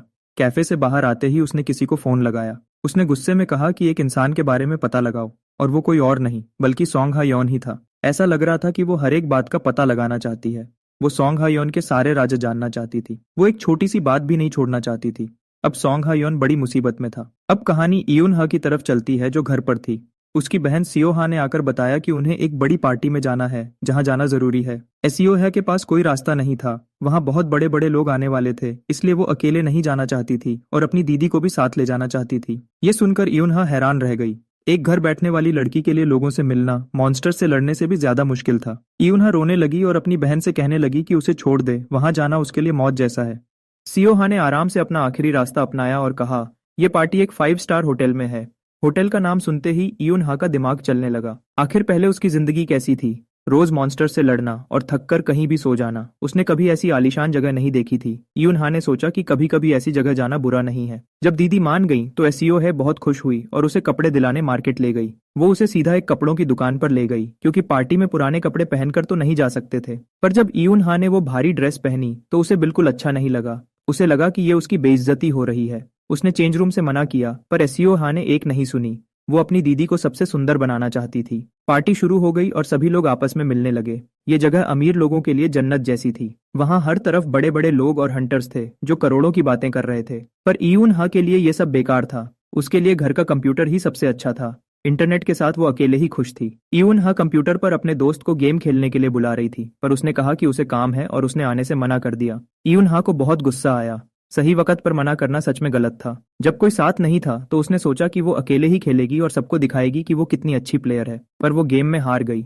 स्क्रीन पर गेम ओवर देखकर उसे उन लोगों पर बहुत गुस्सा आ रहा था। गेम हारने के बाद उसे भूख भी लगने लगी। वो जमीन पर लेट गई और खाने के बारे में सोचने लगी जो उसने ऑर्डर किया था। उसे लगा कि अब तक खाना आ जाना चाहिए था। तभी दरवाजे की बेल बजी।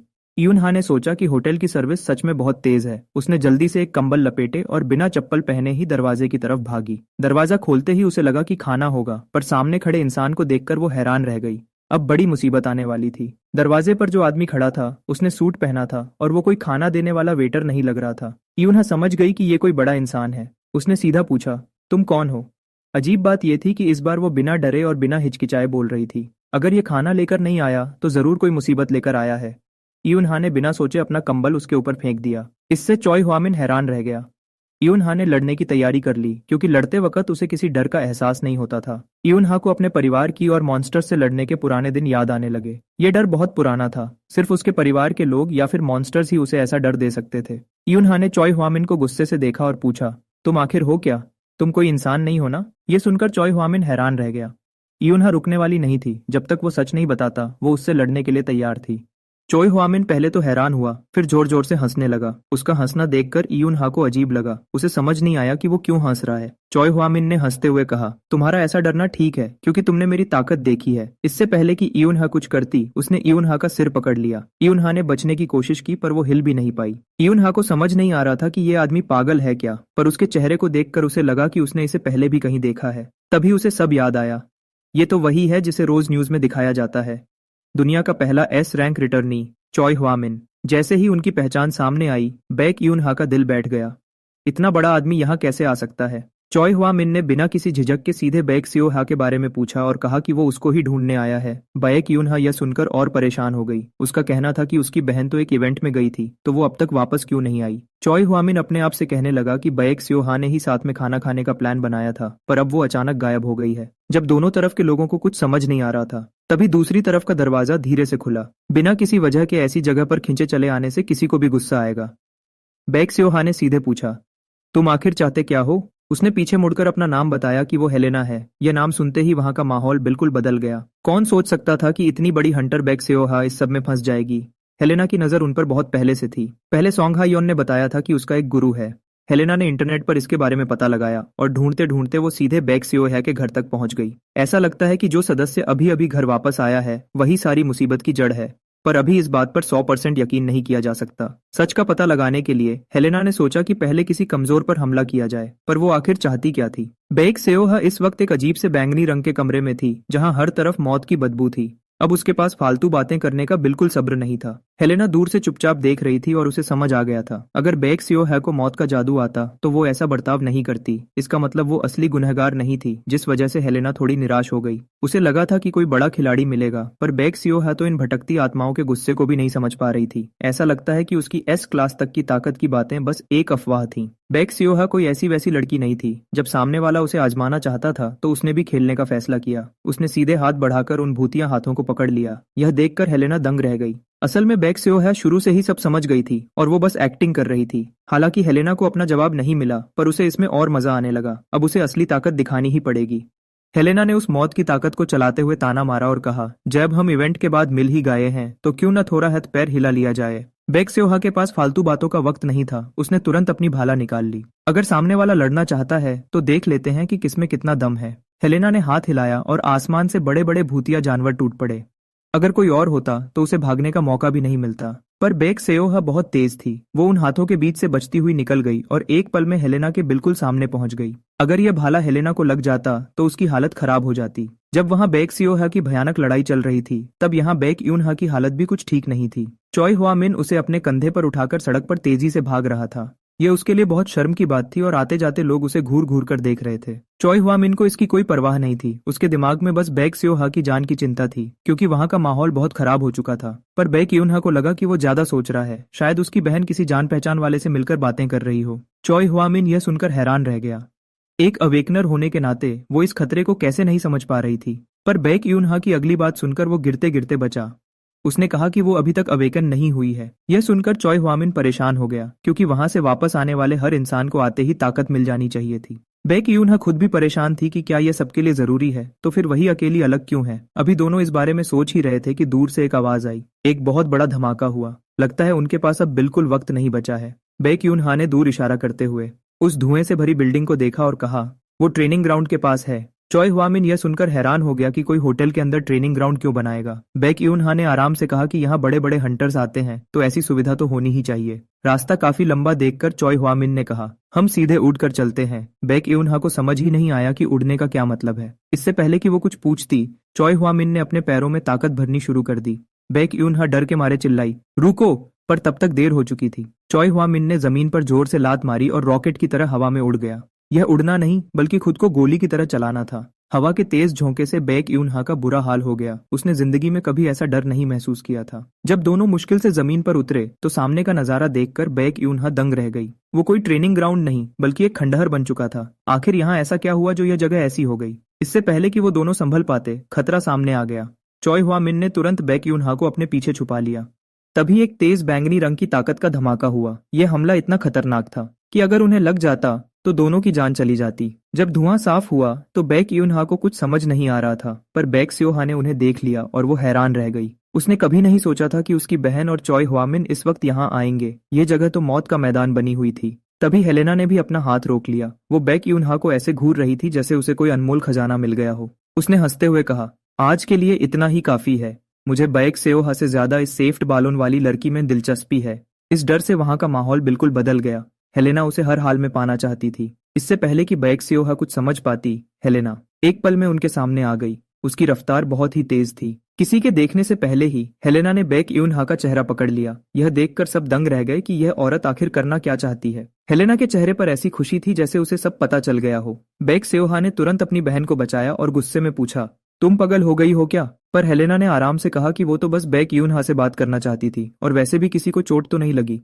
चॉय हुआमिन जब बोलने आगे बढ़ा तो हेलेना ने एक झटके में उसे पीछे धकेल दिया। दोनों की ताकत में जमीन आसमान का फर्क था। खंडहर को देखकर हेलेना ने बड़े दिल से कहा कि इस नुकसान का सारा खर्चा वो खुद उठाएगी, इसलिए किसी को चिंता करने की जरूरत नहीं है। यह कहकर वो वहां से जाने लगी, क्योंकि वो एक सेकंड भी वहां नहीं रुकना चाहती थी। हेलेना ने अपने पैरों के बल पर एक छलांग मारी और एक बैंगनी रोशनी में लिपट गई और सीधे आसमान की तरफ चली गई। हेलेना ने एक बड़ा सा भूतिया पक्षी बुलाया और उस पर बैठकर गायब हो गई। उसका आना और जाना सबको हैरान कर गया। हेलेना तो चली गई, पर पीछे बचा हुआ कचरा साफ करना बाकी था। बेक सियोहा गुस्से में लाल हो गई और चॉय हुआमिन पर चिल्लाने लगी कि वो बेक यूनहा को ऐसी जगह क्यों लाया। चॉय हुआमिन अभी कुछ बोल ही रहा था कि बेक सियोहा ने बेक यूनहा को घूरते हुए कहा, तुम्हें थोड़ा तो ध्यान रखना चाहिए था। किसी भी अनजान के साथ कैसे चली गई। बेक यूनहा बोलना तो चाहती थी, पर अपनी गुस्से में भरी बहन के सामने वो चुप रही, क्योंकि इस बार सच में बड़ी मुसीबत हो सकती थी। पर कोई नहीं जानता था कि हेलेना हवा में जो मुस्कुरा रही थी वो लड़ाई जीतने की वजह से नहीं था, बल्कि इसलिए था क्योंकि उसे यकीन हो गया था कि बेक यूनहा ही वो लड़की है जिसे वो ढूंढ रही थी। बेक यूनहा जब बिस्तर पर लेटी तो उसे लगा कि उसका शरीर टूट रहा है। पिछले कुछ दिनों में इतना कुछ हो गया था कि कोई भी थक जाता। यह सब उस चॉय हुआमिन की वजह से हुआ था। अगर वो न होता तो उसे सबके सामने इतना शर्मिंदा नहीं होना पड़ता। अच्छा हुआ कि वो अभी किसी काम में बिजी है, तो कुछ समय तक उससे मिलना नहीं होगा। पर बेक यूनहा को यह समझ नहीं आ रहा था कि वो उस आदमी के सामने इतनी शांत कैसे थी। क्या इसलिए क्योंकि दोनों ही वहां से वापस आए थे? सबसे ज्यादा चिंता उसे चॉय हुआमिन की उस बात की थी जो उसने ताकत मिलने के बारे में कही थी। यह मामला इतना आसान नहीं लगता। जब वो वापस आ रही थी तो सिरिशिया ने उसे चेतावनी दी थी कि शायद उसकी ताकत चली जाए। पर हुआ क्या? बाकी सब तो मजे में है और उसकी ताकत मिलने में गड़बड़ हो गई। लोग उसे बस एक शर्मीली बच्ची समझते हैं। यह बात जितना सोचो उतनी ही अजीब लगती है। क्या लोग सच में उसकी ताकत से डर रहे हैं? बेक यूनहा परेशान हो गई और बिस्तर पर हाथ पैर मारने लगी। फालतू की बातें सोचकर उसका सिर फट रहा था। जब घूमने आई है तो सारी चिंता छोड़ देनी चाहिए। बेक यूनहा झटके से उठी और सोचा कि अब गेम खेलने का वक्त है। पर किसने सोचा था कि इस गेम का नजारा इतना भयानक होगा। गेम खेलने का मतलब था घर में बैठकर कंप्यूटर पर खेलना, और सामने जो रेड ड्रैगन बॉस था उसे हराना आसान नहीं था। बेक यूनहा पूरे ध्यान से गेम खेल रही थी और माइक पर चिल्लाई, हीलर जल्दी से खून बढ़ाओ, मेज तुम पीछे हटो। उसके साथ खेलने वाले उसकी बात नहीं सुन रहे थे, जिससे उसे गुस्सा आ रहा था। तभी दरवाजे की घंटी बजी, पर उसने ध्यान नहीं दिया क्योंकि गेम जीतना सबसे जरूरी था। इस मुश्किल वक्त में उसने अपनी पूरी जान लगा दी। एक के बाद एक लगातार हमले करके उसने पहला स्टेज पार कर लिया। बेक एउनहा खुश थी कि वो जीत रही है, पर उसे पता नहीं था कि उसके पीछे कोई खड़ा है। जब बेक एउनहा मजे से खेल रही थी, तभी अचानक किसी ने कंप्यूटर बंद कर दिया। अब तो गेम खराब हो गया और सब उस पे गुस्सा करेंगे। बेक एउनहा को बहुत गुस्सा आया। वो चिल्लाने के लिए पीछे मुड़ी, पर सामने खड़े इंसान को देखकर उसकी बोलती बंद हो गई। हेलेना वहां आराम से खड़ी थी और बोली, मैंने बहुत देर तक घंटी बजाई पर किसी ने दरवाजा नहीं खोला, इसलिए मैं खुद अंदर आ गई। बायक एउनहा डर के मारे कंबल के अंदर छुप गई, पर हेलेना ने जो कहा उसे सुनकर वो और परेशान हो गई।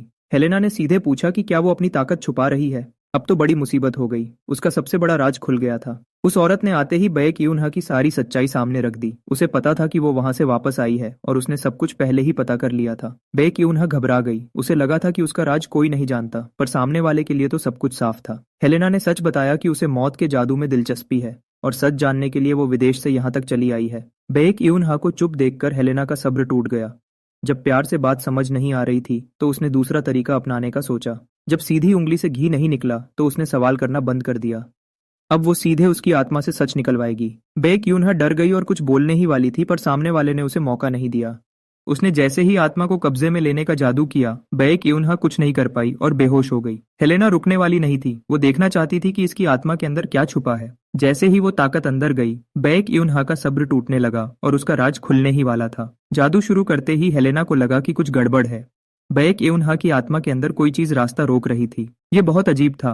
उसने ध्यान से देखा तो पता चला कि बैक एउनहा की आत्मा को भारी जंजीरों से बांधा गया था। हेलेना ने अपनी पूरी जिंदगी में ऐसा कभी नहीं देखा था। ये जंजीरें आत्मा के राज को छुपाने के लिए लगाई गई थी। ऐसा कौन सा राज था जिसे छुपाने के लिए यह सब किया गया? पर इससे उसकी उत्सुकता और बढ़ गई। उसने सोचा कि क्यों न इन जंजीरों को तोड़ दिया जाए। हेलेना ने हंसते हुए अपनी ताकत और बढ़ा दी। वो आज हर हाल में इस राज को खोलकर रहेगी कि बैक एउनहा क्या छुपा रही है। हेलेना ने जब जबरदस्ती करने की कोशिश की तो मामला बिगड़ गया। उसकी अपनी ताकत को बैक एउनहा की आत्मा के अंदर की चीज ने दबा दिया। ऐसे में उसे रुक जाना चाहिए था, पर इस राज ने उसे और उत्साहित कर दिया। वो पीछे हटने के बजाय और अंदर घुसने लगी। जैसे ही उसने जोर लगाया, वो जंजीरें हिलने लगी। पर किसने सोचा था कि उन जंजीरों के पीछे नरक छुपा है। मुझे बचाओ, मुझे घर जाना है, मैं मरना नहीं चाहता। ऐसी डर से भरी आवाजें उसके दिमाग में गूंजने लगीं, जो उसकी अपनी नहीं थीं। अब उसे अपनी गलती का एहसास हुआ। उसका दिमाग फटने लगा था और तभी अंधेरे में से एक हाथ ने उसे पकड़ लिया। कौन सोच सकता था कि बैक यूनहा की आत्मा में ऐसा शैतान छुपा है। उसने गुस्से में कहा, यह औरत अपनी मौत को बुला रही है। हेलेना इस बार सच में फंस गई थी।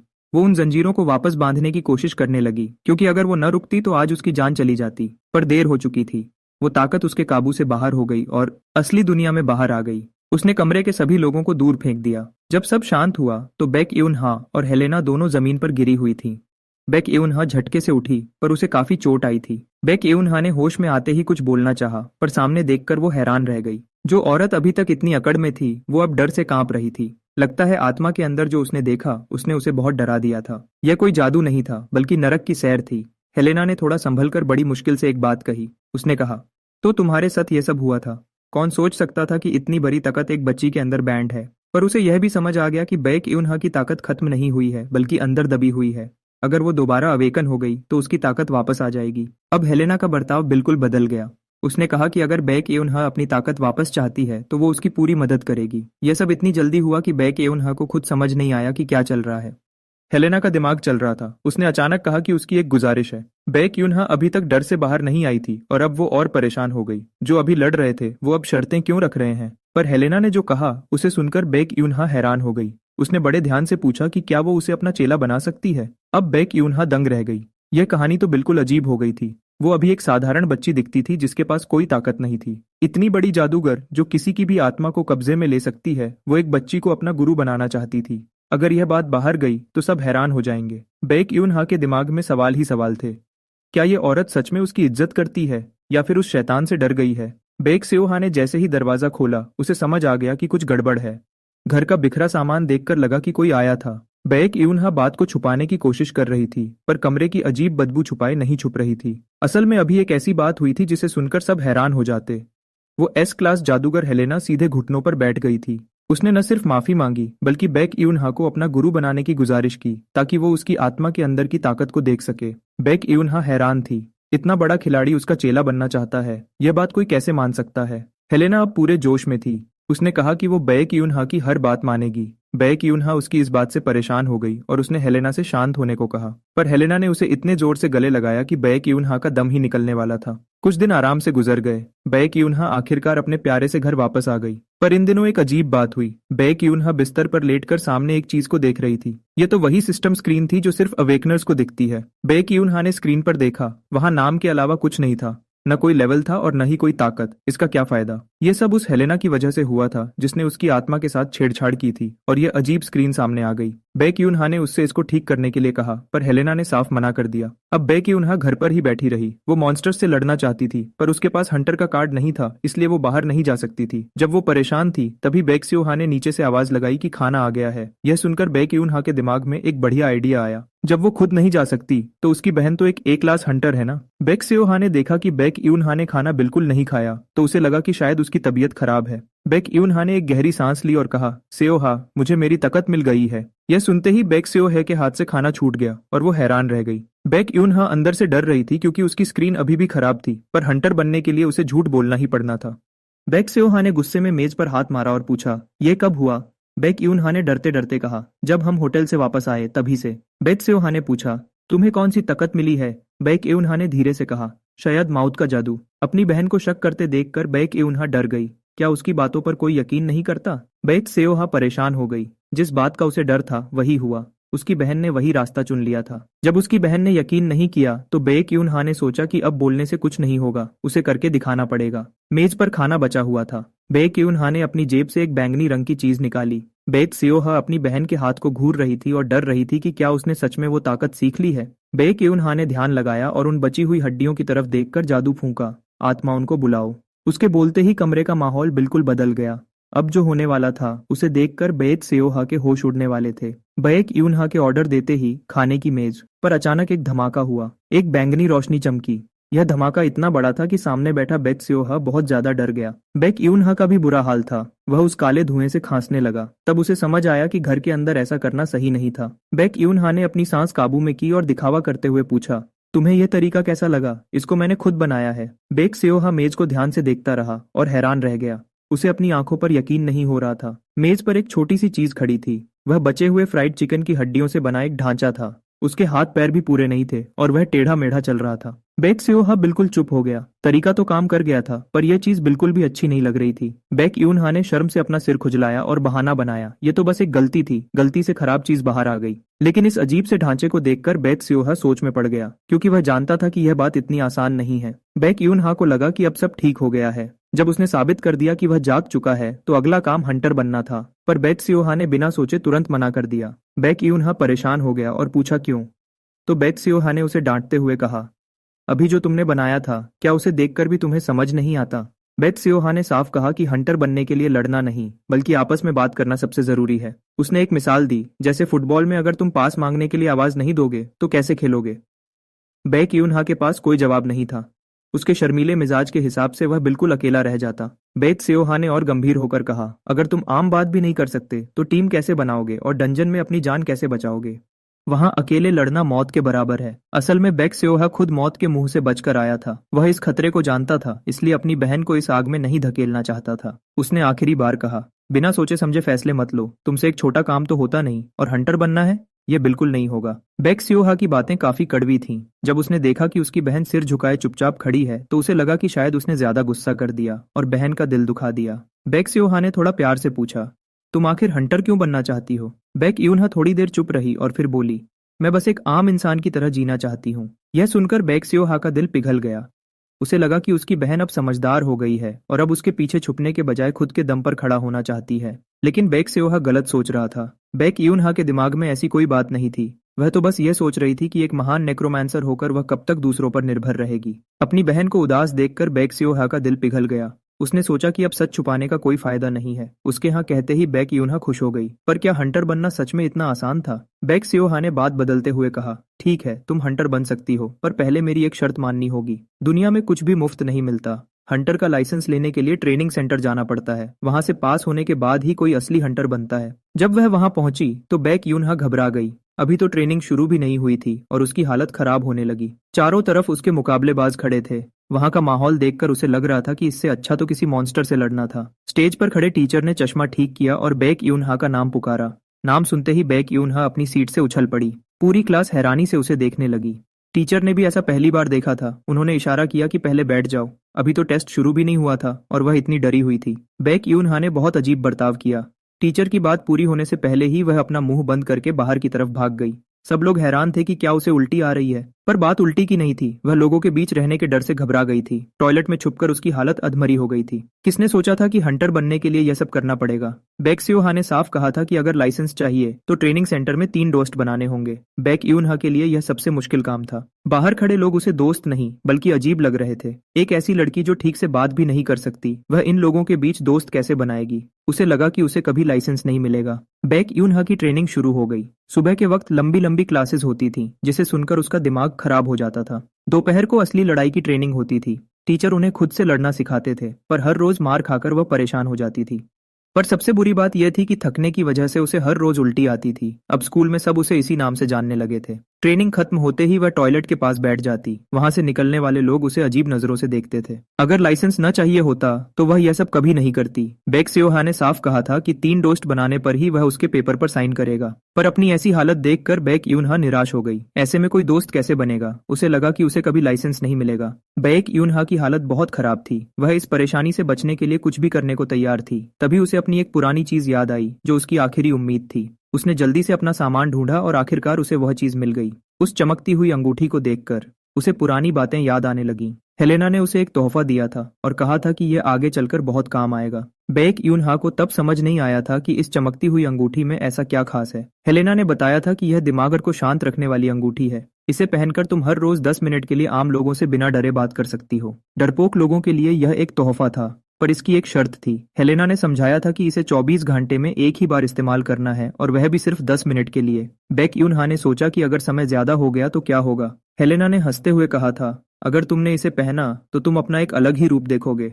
यह सुनकर बैक यूनहा थोड़ा डर गई थी। बैक यूनहा ने डर के मारे उसे छुपा दिया था, पर अब उसके पास कोई और रास्ता नहीं था, क्योंकि कल का दिन आखिरी मौका था। हेलेना ने उसका मजाक उड़ाया था कि वह एक भी दोस्त नहीं बना सकती। बैक यूनहा को गुस्सा आया और उसने सोचा, अगर मैं चाहूं तो 3 क्या 100 दोस्त बना सकती हूँ। पर 3 दिन बीत जाने के बाद भी उसका एक भी दोस्त नहीं बना था। वह कैंटीन में बैठी परेशान हो रही थी। दोस्त कैसे बनाते हैं उसे पता ही नहीं था। स्कूल में भी उसका कोई दोस्त नहीं था, क्योंकि सब उसे एक गुस्से वाला इंसान समझते थे और उससे दूर रहते थे। ऐसे में ट्रेनिंग खत्म होने से पहले दोस्त बनाना बहुत मुश्किल था। बैक यूनहा कैंटीन में बैठकर दूसरों को बातें करते देख रही थी और उसे बुरा लग रहा था। उसके पास बैठी एक लड़की मछली के कांटे देखकर परेशान थी। उसने अपने दोस्त से कांटे निकालने को कहा, पर दोस्त ने हंसते हुए मना कर दिया और कहा कि चुपचाप खा लो। बैक यूनहा ने देखा कि बाकी सब आपस में घुल मिल गए हैं, बस वही एक कोने में अकेली बैठी है। उसने सोचा कि अब उसे कुछ करना होगा, यही सबसे अच्छा मौका है। बैक यूनहा ने हिम्मत की और अंगूठी को दबा दिया। अंगूठी से एक रोशनी निकली और उसे लगा कि वह बदल गई है। वह खुद उस लड़की के पास गई। यह देखकर वह लड़की हैरान हो गई, क्योंकि बैक यूनहा कभी किसी से बात नहीं करती थी। बैक यूनहा ने बड़े ध्यान से पूछा, क्या मैं मछली के कांटे निकालने में तुम्हारी मदद करूं? यह सुनकर लड़की ने मना किया और कहा कि वह मजाक कर रही थी, पर अंगूठी के असर की वजह से बैक यूनहा अब रुकने वाली नहीं थी। किसने सोचा था कि बैक यूनहा मछली के कांटे निकालने के लिए अपनी जादुई ताकत का इस्तेमाल करेगी। जब मछली का पूरा ढांचा जादू से बाहर आया तो सब हैरान रह गए। यह कोई आम बात नहीं थी, बल्कि एक चमत्कार था। वह लड़की खुश हो गई और उसने बैक यूनहा से और मदद मांगी। वह कोना कैंटीन का सबसे मजेदार हिस्सा बन गया। सब लोग उसकी तारीफ करने लगे। बैक यूनहा ने कभी ऐसा नहीं देखा था, इसलिए वह शर्म से बस मुस्कुरा रही थी। वह अंदर से बहुत खुश थी। उसे लगा कि दोस्त बनाना इतना भी मुश्किल नहीं है। ट्रेनिंग के चौथे दिन सभी को एक पार्क में ले जाया गया। वहां का माहौल काफी गंभीर था। आज का काम आसान नहीं होने वाला था। टीचर ने माइक पर कहा, हंटर्स सिर्फ टीवी के हीरो नहीं होते। आज भी लोग डंजन में अपनी जान गंवा रहे हैं। इसलिए असली लड़ाई से पहले हमें इन शहीदों को याद करना होगा, ताकि हम हमेशा सावधान रहें। बैक यूनहा ने कब्र को देखा। आम लोगों के लिए यह दुख की जगह थी, पर उसके लिए यह ताकत का एक खजाना थी। वहां मौत का असर बहुत ज्यादा था। तभी उसे अपने पीछे एक बहुत ही खतरनाक ताकत का एहसास हुआ। बैक यूनहा ने पीछे मुड़कर देखा तो एक बड़ा सा साया उसे घूर रहा था। उसके पास लाल आंखें थीं। उस कब्रिस्तान में एक लाल बालों वाली औरत कब्र पर बैठी थी। वह कोई जिंदा इंसान नहीं बल्कि एक बहुत ही ताकतवर आत्मा थी।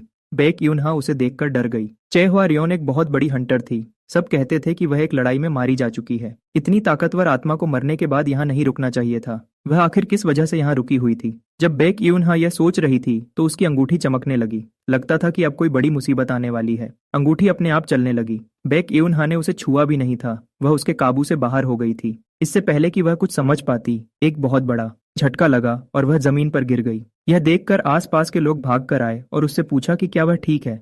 बैक यूनहा ने शर्म से कहा कि वह बस फिसल गई थी। जब उसने ध्यान से देखा तो हैरान रह गई। चेहुआ रियोन की आत्मा उस अंगूठी के अंदर चली गई थी। किसने सोचा था कि अंगूठी में आत्मा को कैद करने की ताकत है? अब देखना होगा कि आगे क्या होता है। आखिरकार ट्रेनिंग का आखिरी दिन आ गया। टीचर सबको एक डंजन में ले गए। वहां बहुत से लोग थे, इसलिए थोड़ी अफरा तफरी थी। डंजन के अंदर जाते ही टीचर्स ने मॉन्स्टर्स को मारना शुरू कर दिया। उन्होंने बच्चों को कुछ करने का मौका ही नहीं दिया। वे लोग जल्दी ही बॉस के कमरे के पास पहुंच गए। टीचर्स ने बच्चों को बाहर रुकने को कहा क्योंकि बॉस से लड़ना खतरनाक था। एक दोस्त ने बैक यूनहा को हौसला दिया, पर बैक यूनहा परेशान थी क्योंकि उसकी अंगूठी अभी काम नहीं कर रही थी। अगर अभी कोई मुसीबत आई तो वह खुद को कैसे बचाएगी? जब सब लोग इंतजार कर रहे थे तो एक लड़के को कुछ अजीब लगा। उसने कहा कि यहाँ की जादुई ताकत बहुत कम लग रही है। एक लड़की ने भी हाँ कहा। टीचर्स ने भी इस बारे में बात की थी, पर किसी ने ध्यान नहीं दिया। टीचर्स ने दरवाजा खोला। उनके पास हथियार थे और वे बॉस पर हमला करने के लिए तैयार थे। लेकिन अंदर जाते ही सब हैरान रह गए। वहां कोई भी नहीं था। अब मुसीबत खड़ी हो गई थी। बॉस आखिर कहाँ चला गया था? टीचर सोचने लगे कि क्या बॉस गायब हो गया है। तभी अचानक जमीन हिलने लगी। बैक यूनहा अभी संभल भी नहीं पाई थी कि पीछे के दरवाजे से हरा धुआं निकलने लगा। फिर सोने की जंजीरें आईं और उन्होंने दरवाजे को बंद कर दिया। सब लोग अंदर कैद हो गए। बाहर खड़े बच्चे डर गए। एक लड़के ने सबको संभाला और कहा कि बैक यूनहा की तरह खुद को बचाने के लिए तैयार हो जाओ। बैक यूनहा खुद हैरान थी। उसने देखा कि उसके कंधे पर एक हड्डियों का ढांचा बैठा हुआ था। यह अजीब चीज आखिर कहाँ से आई थी? इससे पहले कि वह कुछ समझती, बच्चे चिल्लाने लगे। जमीन से बहुत सारे मॉन्स्टर्स निकलने लगे थे। यह देखकर सब डर गए। ये कोई एक दो मॉन्स्टर्स नहीं थे, बल्कि हजारों मॉन्स्टर्स ने उन्हें घेर लिया था। टीचर्स अंदर बंद थे और बाहर सिर्फ बच्चे थे। अब सबकी जान खतरे में थी। बैक यूनहा ने जल्दी से एक मॉन्स्टर को पकड़ लिया। तभी बैक यूनहा की अंगूठी ने काम करना शुरू कर दिया। उसने कहा, हमें इन्हें जल्दी मारना होगा, नहीं तो हम सब मारे जाएंगे। उसका आखिरी तरीका काम कर गया। अंगूठी चमकने लगी और अब कुछ बड़ा होने वाला था। बैक यूनहा ने एक लड़की से कहा, तुम्हें बर्फ का जादू आता है ना, जल्दी से इन सबको बर्फ बना दो। यह तरीका काम कर गया। बर्फ फैल गई और सारे मॉन्स्टर्स बर्फ बनकर जमीन पर गिर गए। बच्चों ने मिलकर हमला किया और हालत थोड़ी ठीक हुई। किम सेओंग मिन को बैक यूनहा का प्लान समझ आ गया। बैक यूनहा अपना आखिरी हमला करने के लिए तैयार थी। किम सेओंग मिन ने सबसे कहा कि मॉन्स्टर्स को उसकी तरफ भेजो। बैक यूनहा सभी मॉन्स्टर्स को एक साथ खत्म करना चाहती थी। बैक यूनहा ने किम सेओंग मिन को देखा। वह सच में समझदार था और उसके प्लान को समझ गया था। किम सेओंग मिन ने सबके साथ मिलकर हमला किया। जितने ज्यादा मॉन्स्टर्स मरते बैक यूनहा के लिए उतना ही अच्छा था। जमीन पर पड़े मुर्दा मॉन्स्टर्स उसकी ताकत बनने वाले थे। बैक यूनहा ने एक बैंगनी पत्थर निकाला और जादू किया। सारे मरे हुए मॉन्स्टर्स अचानक खड़े हो गए। यह देखकर सब हैरान रह गए। बच्चों को समझ नहीं आ रहा था कि यह क्या हो रहा है। बैक यूनहा ने कुछ नहीं बताया। उसने सामने खड़े मॉन्स्टर्स की तरफ इशारा किया और कहा, इन सबको खत्म कर दो। अब मजा आने वाला था। मॉन्स्टर्स ही मॉन्स्टर्स से लड़ रहे थे। वहां लड़ाई चल रही थी और अंदर बंद टीचर्स दरवाजा तोड़ने की कोशिश कर रहे थे, पर दरवाजा इतना मजबूत था कि उस पर एक खरोंच भी नहीं आई। टीचर्स गुस्से में थे। उन्हें समझ आ गया था कि यह कोई बॉस का कमरा नहीं बल्कि एक धोखा है। किम सेओंग मिन ने बाहर से आवाज दी और पूछा, क्या आप सब ठीक हैं? टीचर्स ने बाहर का हाल पूछा। किम सेओंग मिन ने आराम से कहा, बाहर बहुत सारे मॉन्स्टर्स आए थे पर हमने उन्हें मार दिया है। टीचर्स ने थोड़ी राहत की सांस ली। उन्हें लगा कि बच्चे सुरक्षित हैं, पर किम सेओंग मिन की अगली बात सुनकर वे फिर से डर गए। किम सेओंग मिन ने बताया कि सारे गार्ड्स कैद हो चुके हैं और उन्होंने खुद ही इन मॉन्स्टर्स को मारा है। टीचर्स हैरान रह गए। किम सेओंग मिन ने आगे कहा कि उसे एक छोटा रास्ता मिला है जहां से सिर्फ बच्चे ही जा सकते हैं। टीचर्स को समझ आया कि यह कोई आम डंजन नहीं है बल्कि नए लोगों को फंसाने का एक जाल है। उन्हें बहुत पछतावा हो रहा था। किम सेओंग मिन ने कहा कि हम मॉन्स्टर्स के बाहर आने का इंतजार करते हैं, फिर सब मिलकर मारेंगे, पर टीचर ने मना कर दिया क्योंकि इससे आम लोगों को खतरा हो सकता था। किम सेओंग मिन ने साफ कहा, अगर हम इंतजार नहीं कर सकते तो हमें खुद ही अंदर जाकर बॉस को मारना होगा। टीचर ने मना किया क्योंकि वह बच्चों को खतरे में नहीं डालना चाहते थे, पर बच्चे अब चुप नहीं बैठ सकते थे। आखिरकार टीचर मान गए। उन्होंने सोचा कि जब बच्चों ने लड़ना शुरू कर ही दिया है तो उन्हें असली हंटर की तरह लड़ने देना चाहिए। किम सेओंग मिन ने यह जिम्मेदारी ली। ऐसे वक्त में सबका जाना सही नहीं था, सिर्फ कुछ खास लोगों को ही जाना चाहिए था। उसने सबसे पूछा, क्या कोई मेरे साथ चलने को तैयार है? सिर्फ 3 लोग तैयार हुए, चॉय से च्योल, सेओक यून रक और खुद किम सेओंग मिन। बाकी बच्चों को डरा हुआ देखकर किम सेओंग मिन समझ गया कि अब उन्हें ही यह काम करना होगा। किम सेओंग मिन ने सोचा कि 3 लोग कम हैं, अगर एक और मददगार मिल जाए तो जीतने के चांसेस बढ़ जाएंगे। तभी उसने बैक यून हा को एक कोने में बैठा देखा, जो कह रही थी कि उसे घर जाकर गेम खेलना है। किम सेओंग मिन ने उसे आवाज दी। बैक यून हा डर गई और अब वह भाग नहीं सकती थी। इस तरह 4 लोगों की एक टीम बन गई। किम सेओंग मिन ने बैक यूनहा को बिना सोचे नहीं चुना था। बैक यूनहा के बुलाए हुए मॉन्स्टर्स उनके लिए ढाल का काम कर सकते थे, जो हमला भी झेल सकते थे। अगर वे मॉन्स्टर्स आगे रहेंगे तो किम सेओंग मिन और उसके दोस्त आराम से दूसरे मॉन्स्टर्स पर हमला कर सकेंगे। यह उनके लिए बहुत फायदेमंद था। जैसे ही टीम आगे बढ़ी, बैक यूनहा ने अपना जादू शुरू कर दिया। वह भले ही घर जाना चाहती थी, पर उसने जल्दी से बहुत सारे स्केलेटन खड़े कर दिए। अब 4 लोगों की टीम एक बड़ी सेना बन चुकी थी। बैक यूनहा सबसे पीछे छुप गई और सोचने लगी कि इस तरह वह बच जाएगी। किम सेओंग मिन ने पीछे देखकर पूछा, बैक यूनहा, तुम इतनी दूर क्यों हो? बैक यूनहा ने कहा, मुझे दूर रहना ही पसंद है, क्योंकि पीछे रहना ही उसके लिए सुरक्षित था। चोई से चेओल को बैक यूनहा का यह बर्ताव पसंद नहीं आया। उसने कहा, हम इस लड़की को साथ क्यों लाए हैं? बैक यूनहा को गुस्सा आया। उसने सोचा कि अगर उसके बुलाए हुए मॉन्स्टर्स ना होते तो ये लोग आगे कैसे बढ़ते। बैक यूनहा ने उन पर ध्यान देना बंद कर दिया। अंगूठी का असर भी खत्म हो चुका था। वह आराम से चल रही थी कि अचानक वह एक मॉन्स्टर से टकरा गई। बैक यूनहा डरकर चिल्लाई, तुम लोग रुक क्यों गए? किम सेओंग मिन ने बिना पीछे देखे कहा, बैक यूनहा, खुद सामने देखो। मॉन्स्टर्स के बीच से निकलकर उन्हें एक बड़ा दरवाजा दिखा। सब समझ गए कि बॉस इसके पीछे ही है। दरवाजा खोलते ही लड़ाई शुरू होने वाली थी, पर अंदर का नजारा देखकर सब हैरान रह गए। इतने बड़े कमरे के बीच में एक बहुत ही छोटा सा मॉन्स्टर खड़ा था। वह बिल्कुल भी खतरनाक नहीं लग रहा था। चॉय से च्योल ने कहा, क्या यही बॉस है? ये तो बहुत छोटा है, इसे तो एक लात में खत्म किया जा सकता है। चॉय से च्योल जल्दी से आगे बढ़ा और अपनी कुल्हाड़ी लेकर उस पर हमला करने चला गया। किसी ने उसे रोका भी नहीं। उसने हमला किया और उसे लगा कि उसने बॉस को मार दिया है। वह खुश हो रहा था कि बॉस के पास लड़ने की ताकत ही नहीं है। उसने सोचा कि अब तो पक्का जीत होगी। उसने अपनी बड़ी कुल्हाड़ी उठाई और उस छोटी छिपकली पर आखिरी वार करने चला और चिल्लाया, मर जा। पर ठीक उसी वक्त उसे लगा कि मामला इतना आसान नहीं है। वह छोटी चीज तो वहां से हटने की कोशिश भी नहीं कर रही थी। चॉय से चुल अभी तो बड़ा हेरोपंती दिखा रहा था, पर एक पल में ही सामने वाला बॉस अचानक गायब हो गया। वह अभी भी चिल्ला चिल्लाकर उसे बाहर बुला रहा था, पर उसे नहीं पता था कि उसकी मौत बिल्कुल करीब है। इससे पहले कि वह कुछ समझ पाता, एक नीली रोशनी उसके पैरों के नीचे फट गई। अब मजा आएगा। पहले वाला वार तो खाली गया ही, उल्टा वह खुद बिजली के जाल में फंस गया। उसके रोने की आवाज सुनकर ही डर लग रहा था। किम सेओंग मिन का चेहरा डर से सफेद हो गया और वह जोर से अपने साथी का नाम चिल्लाने लगा। सियोल यूनहा तो गुस्से से लाल हो गई और उसने उसे एक नंबर का बेवकूफ कह दिया। बैक यूनहा पीछे से सिर हिला रहा था और सोच रहा था, क्या इसका दिमाग खराब है? किसी सस्ते एक्टर की तरह चिल्ला रहा था, पर असली और नकली में फर्क ही नहीं समझ पाया। हवा में ही कुल्हाड़ी चलाता रहा और आखिर में खुद ही फंस गया। जो भी हो, इस बंदे की जान बहुत सख्त थी। इतने बड़े धमाके के बाद भी वह खड़ा था। बैक यूनहा बिल्कुल नहीं घबराया, बल्कि उसे लगा कि चलो अच्छा हुआ, इससे इस मॉन्स्टर की ताकत का अंदाजा तो हो गया। वह बिजली तो बस एक शुरुआत थी, असली दुश्मन तो अब सामने आया है। इसका बड़ा शरीर और हाथ में पकड़ी जादुई लाठी तो देखो। भला इसे कौन एक आम बॉस कहेगा? अगर इस वार को नहीं रोका तो आज कोई भी यहाँ से जिंदा नहीं बच पाएगा। वह बंदा अब अपनी जान पर खेलकर उसे रोक रहा था। किम सेओंग मिन ने परेशान होकर बैक यूनहा से पूछा, हमें और कितना इंतजार करना होगा? अगर ऐसा ही चलता रहा तो सामने वाला सच में मारा जाएगा। पर बैक यूनहा अपनी जगह से नहीं हिला। वह अच्छे से जानता था कि अभी जो भी आगे जाएगा वह मारा जाएगा। इसलिए उसने उस बंदे को थोड़ी देर और झेलने दिया, ताकि वह मॉन्स्टर की चाल समझ सके। लेकिन यह दर्द झेलना किसी आम इंसान के बस की बात नहीं थी। चॉय से चुल का सब्र टूट गया और वह पीछे खड़े लोगों पर चिल्लाया, क्या तुम लोग बस खड़े होकर तमाशा देखोगे? जल्दी आओ और मेरी मदद करो। पर बैक यूनहा बिल्कुल नहीं हिला। उसने धीरे से कहा, पहले अपने पीछे तो देख लो। इससे पहले कि चॉय से चुल कुछ समझ पाता, एक तेज ताकत ने उसे पूरा घेर लिया। अब तो उसके चीखने की आवाज भी बदल गई। किसने सोचा था कि इस मॉन्स्टर का अगला वार इतना खतरनाक होगा? अपने साथी की ऐसी हालत देखकर भी बैक यूनहा ने एक ऐसी चीज देखी जो बहुत अजीब थी। इस जादू का तरीका बिल्कुल अलग था। बैक यूनहा ने उन निशानों और जादू के घेरे को ध्यान से देखा और उसे सब समझ आ गया। जब उसने दुश्मन की कमजोरी पकड़ ली तो अब और रुकने का कोई फायदा नहीं था। उसने घूमकर किम सेओंग मिन से कहा, ठीक है, अब बाकी का काम मुझ पर छोड़ दो। चॉय से चुल का दिमाग खराब हो गया। इतनी मेहनत करने के बाद उसे समझ आया कि बैक यूनहा के लिए वह बस एक चारा था। उसे गुस्से में देखकर बैक यूनहा को कोई फर्क नहीं पड़ा, बल्कि वह तो हंसने लगा। यह तो जले पर नमक छिड़कने जैसा था। अब मजा आएगा। मॉन्स्टर अभी मरा नहीं और ये लोग आपस में ही लड़ने लगे। जमीन पर गिरे उस बेचारे को देखकर किम सेओंग मिन और बाकी सब डर गए। चॉय से चुल बेहोश हो चुका था, पर बैक यूनहा को उस पर बिल्कुल तरस नहीं आया, बल्कि उसे लगा कि चलो इसने चारा बनकर कम से कम अपना काम तो पूरा किया। सामने वाला मॉन्स्टर अभी भी घमंड में था। उसे लग रहा था कि यह उसकी जगह है तो वह कभी नहीं हारेगा, पर इस बार उसका सामना गलत बंदे से हो गया था। बैक यूनहा ने एक बैंगनी रंग का पत्थर निकाला और ठंडे दिमाग से कहा, सोल हार्वेस्ट। जो मॉन्स्टर अभी तक हवा में उड़ रहा था, अब उसकी चीख निकल गई। उसके शरीर की सारी ताकत एक झटके में गायब हो गई। यह कोई लड़ाई नहीं थी, यह तो बस अपना इनाम लेने जैसा था।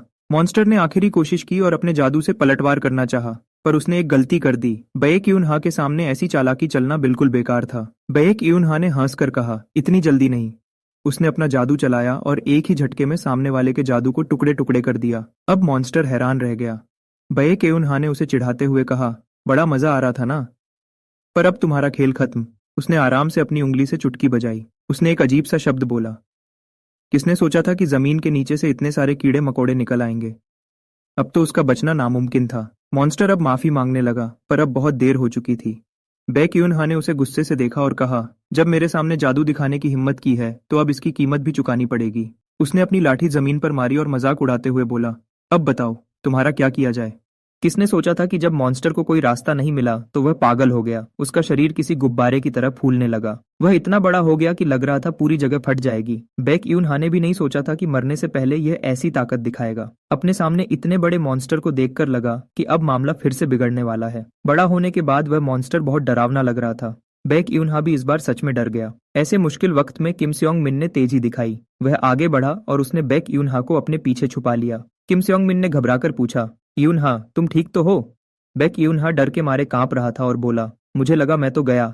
जैसे ही मॉन्स्टर हमला करने वाला था तभी एक साथी उन्हें बचाने आ गया। सियोल यूनहा ने अपनी तलवार घुमाई और मॉन्स्टर का ध्यान अपनी तरफ खींचा। उसने गुस्से से कहा, कहाँ देख रहे हो, ओ बिना दिमाग के बड़े जानवर। किम सियोंग मिन अब अपनी जान लगाने के लिए तैयार था। उसने बैक यूनहा से कहा, तुम किसी सुरक्षित जगह चली जाओ, बाकी हम दोनों देख लेंगे। बैक यूनहा ने सुना तो परेशान हो गया। अगर तुम यहाँ मर गए तो मेरा दोस्ती करने का प्लान खराब हो जाएगा। किम सियोंग मिन को तलवार लेकर आगे बढ़ते देख बैक यूनहा पीछे से चिल्लाया, उससे सीधे मत लड़ना, बस उसे दूर ले जाओ। किम सियोंग मिन ने पीछे देखकर स्माइल की। शायद वह कुछ गलत समझ गया था। उसे लगा कि बैक यूनहा के पास कोई बड़ा प्लान है। उसने कहा, ठीक है, मैं तुम्हारे लिए वक्त निकालता हूँ। किम सियोंग मिन को मॉन्स्टर की तरफ जाते देख बैक यूनहा पर बड़ा दबाव आ गया। पता नहीं उसे इतना भरोसा कहाँ से था, पर अब कुछ तो करना ही पड़ेगा। उसने अपने पास बची चीजें देखी, 5 छोटे साथी और एक आखिरी जादुई पत्थर। अब यही उसकी आखिरी उम्मीद थी। जब ये छोटे साथी खुद बड़े नहीं हो सकते तो मुझे ही कुछ करना होगा। बैक यूनहा ने जादुई पत्थर निकाला और अपना जादू चलाया।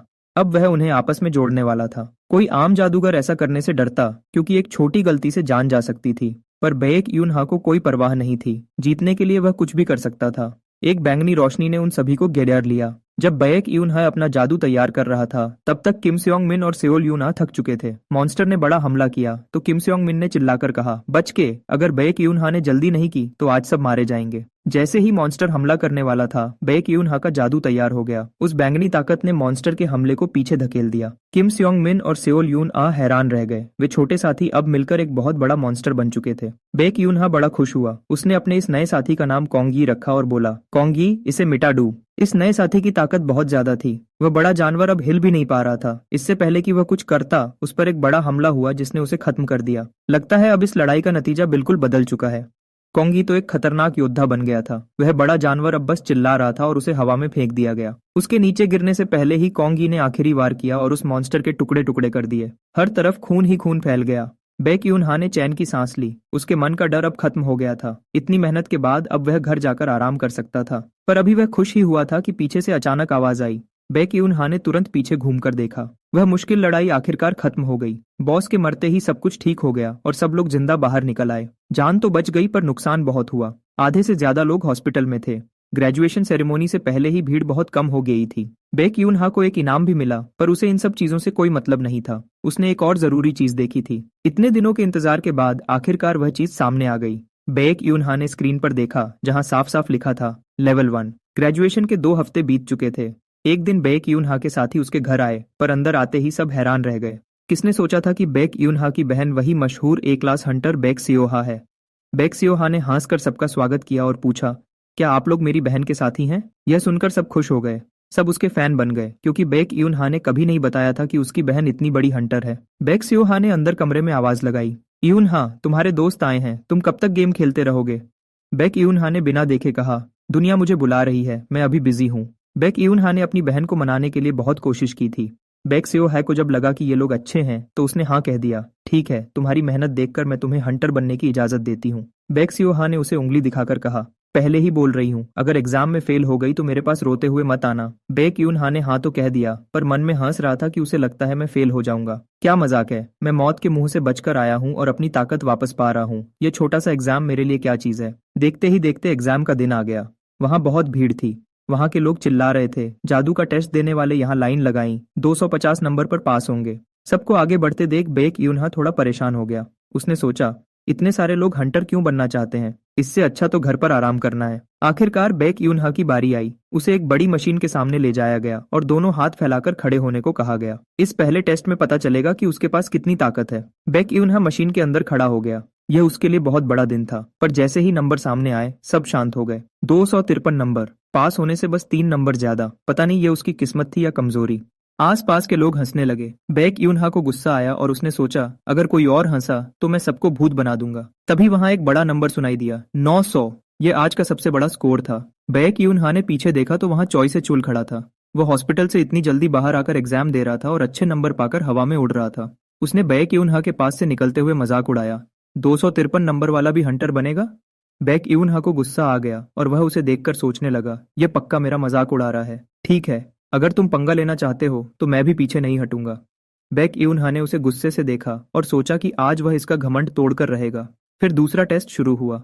एग्जामिनर ने बीच में एक नीला शील्ड दिखाया और कहा, अपनी पूरी ताकत से इस पर वार करो। इस टेस्ट के नंबर और पहले के नंबर मिलाकर ही रैंक तय होगी। एक एक करके सब आगे आए। एक लड़के ने तलवार से बड़ा वार किया, पर उसे मिले 291 नंबर और उसे लेवल 1 मिला। उसके बाद एक बड़े आदमी ने लोहे के गोले से वार किया, पर उसे भी बस 300 नंबर मिले। वह भी लेवल 1 पर ही रहा। लगता है यह टेस्ट बहुत मुश्किल है। इतना बड़ा धमाका करने के बाद भी कम नंबर मिले। बेक यूनहा सब देख रहा था और समझ गया कि नए लोगों के लिए अच्छे नंबर लाना आसान नहीं है। तभी चॉय से चुल की बारी आई। वह 2 बड़ी कुल्हाड़ी लेकर आया और ऐसे दिखा रहा था जैसे वह सबसे ताकतवर हो। बेक यूनहा उसे देखकर सोचने लगा कि इसने पहले टेस्ट में तो टॉप किया था, अब देखते हैं इसमें क्या करता है। चॉय से चुल ने अपनी कुल्हाड़ी से शील्ड पर जोर से वार किया।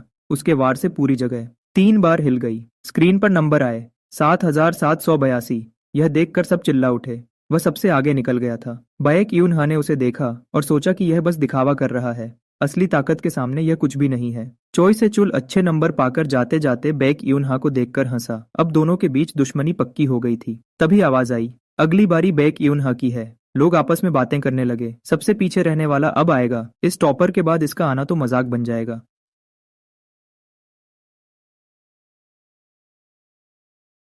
बेक यूनहा ने सब सुन लिया और मन में हंसा। क्या तुम्हें लगता है मैं बिना तैयारी के आया हूँ? उसके हाथ की अंगूठी चमकी और बेक यूनहा बिल्कुल शांत हो गया। अगर तुम लोग तमाशा देखना चाहते हो तो अपनी आंखें खुली रखना। बेक यूनहा शील्ड के सामने खड़ा हो गया। भले ही उसके नंबर कम थे, पर उसकी असली ताकत किसी आम इंसान से बहुत ज्यादा थी। और अब तो उसके पास मौत की ताकत थी। इस शील्ड को तोड़ना उसके लिए पानी पीने जितना आसान था। जैसे ही उसने तलवार पकड़ी, वह पूरी काली हो गई। लोग देखकर हैरान रह गए, क्योंकि यह कोई आम जादू नहीं था। बेक यूनहा आगे बढ़ा और उसने जोर से वार किया। उस बैंगनी और काली ताकत ने उस मजबूत शील्ड को एक ही बार में तोड़ दिया। सब हैरान रह गए। जिस शील्ड को कोई नहीं तोड़ सकता था, वह मिट्टी की तरह बिखर गई। एग्जामिनर के हाथ से बोर्ड गिरने वाला था। बेक यूनहा को 2192 नंबर मिले। यह कोई एग्जाम नहीं था, यह तो उसकी ताकत का जलवा था। बेक यूनहा ने अपनी तलवार उठाई और उसकी आंखें कह रही थी, देख लिया, इसे कहते हैं असली ताकत। चॉय से चूल अब कुछ बोल नहीं पा रहा था। बेक यूनहा ने उसे चिढ़ाते हुए कहा, तुम हार गए। उसे गुस्से में देखकर बेक यूनहा को बहुत मजा आया। आज रात वह चैन से सो सकेगा, पर यह तो बस शुरुआत थी। यूनहा यूनहा। बेक यूनहा ने अपनी आंखें खोली। वह बहुत गहरी नींद में था। बेक सेओहा उसके पास ही बैठी थी। उसने पूछा, तुम आखिरकार उठ गए? बेक यूनहा सोचने लगा, क्या मैं अभी एग्जाम रूम में नहीं था? क्या वह सब एक सपना था? बेक सेओहा ने कहा, लगता है तुम सब भूल गए हो। जब तुम वापस आए तो बहुत खुश थे। तुम गाना गा रहे थे और बोल रहे थे, सब हार गए, सब बेकार हैं। तुम बहुत घमंड दिखा रहे थे। पर कमरे में जाने के थोड़ी देर बाद ही वहां से रोने की आवाज आई। आखिर क्या हुआ था? बेक सेओहा ने गुस्से से कहा, तुम किसी शराबी की तरह मेरे पैर पकड़कर रो रहे थे और बोल रहे थे कि मुझे छोड़कर मत जाना। और यही नहीं, तुम हवा में उंगली दिखाकर गालियां दे रहे थे।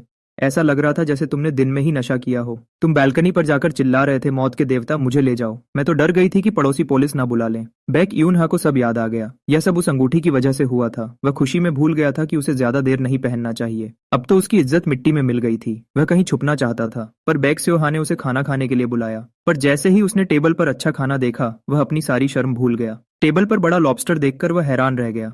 बैक स्योहा ने कहा कि यह उसके लिए एक इनाम है। बैक स्योहा को यकीन नहीं हो रहा था कि एक नए बंदे ने टॉप किया है। बैक यूनहा खाते हुए बोला, मेरे लिए यह सब बहुत आसान है। उसे ऐसे खाते देखकर बैक स्योहा सोचने लगी, मुझे लगा था यह सब इसका वहम है, पर लगता है मामला कुछ और ही है। क्या इसकी बातें सच हैं? जब बैक स्योहा यह सोच ही रही थी, तभी बैक यूनहा ने कुछ ऐसा किया जो उसने सोचा भी नहीं था। देखो, लॉबस्टर सूट।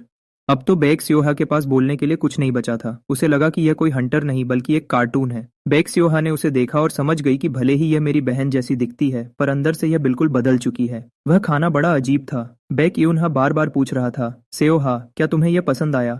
बैक स्योहा को समझ नहीं आ रहा था कि वह क्या बोले। फिर बैक स्योहा ने गंभीर होकर पूछा, अब आगे का क्या प्लान है? बैक यूनहा ने कहा, हंटर बनना तो पक्का है ना? पर बैक स्योहा ने उसे सच बताया, बिना किसी बी क्लास हंटर के तुम डंजन के अंदर नहीं जा सकती। अब बैक यूनहा परेशान हो गया। वह किसी बड़े हंटर को कहां से ढूंढे? तभी उसे एक नाम याद आया। उसका दिमाग चल गया। तभी सीन बदला और सॉन्ग हायोन जल्दी जल्दी पहाड़ पर जा रही थी। उसके फोन पर एक मैसेज आया था जिसका वह बहुत दिनों से इंतजार कर रही थी। यह पहली बार था जब उसके गुरु ने उसे मिलने बुलाया था। वह सोच रही थी कि उसके गुरु कोई बड़े आदमी होंगे। अगर वह कोई हैंडसम लड़के हुए तो कितना अच्छा होगा। यह सोचकर वह बहुत खुश थी। वह पहाड़ पर चढ़ते हुए सोच रही थी, इतनी दूर पहाड़ पर क्यों बुलाया? क्या वह यहीं रहते हैं? आखिरकार उसे एक बड़ा पेड़ दिखा जहां एक इंसान खड़ा था। उसे लगा वही उसके गुरु हैं। सॉन्ग हायोन ने खुश होकर हाथ हिलाया और चिल्लाई, गुरुजी, मैं हूं सॉन्ग हायोन। पर जैसे ही उसने पीछे घूमकर देखा, सॉन्ग हायोन हैरान रह गई। वह कोई लड़का नहीं बल्कि सफेद बालों वाली एक छोटी लड़की थी। सॉन्ग हायोन ने फोन देखा और कहा, पर गुरुजी ने तो कहा था वह पहुंच गए हैं। उसने बैक यूनहा को देखा और पूछा, क्या आप मेरे गुरुजी की बेटी हैं या कोई रिश्तेदार? बैक यूनहा ने अपना सिर हिला दिया। तभी सॉन्ग हायोन ने कहा, ओह, मेरे गुरुजी कितने महान हैं, उन्होंने बिल्कुल असली जैसा भूत बना दिया। बैक यूनहा परेशान हो गया और चिल्लाया, तुम्हें ऐसा क्यों लगता है? अपने गुरु को भी नहीं पहचान सकती? बैक यूनहा गुस्से में बड़बड़ाने लगा।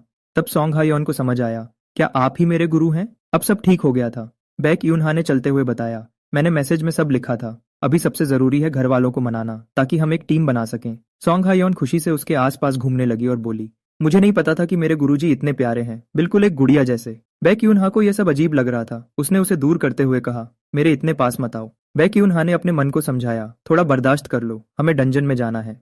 सॉन्ग हायोन एक बी क्लास हंटर है, अब उसकी मदद लेने का वक्त है। सॉन्ग हायोन लगातार बातें कर रही थी और उसके घर वालों के बारे में पूछ रही थी।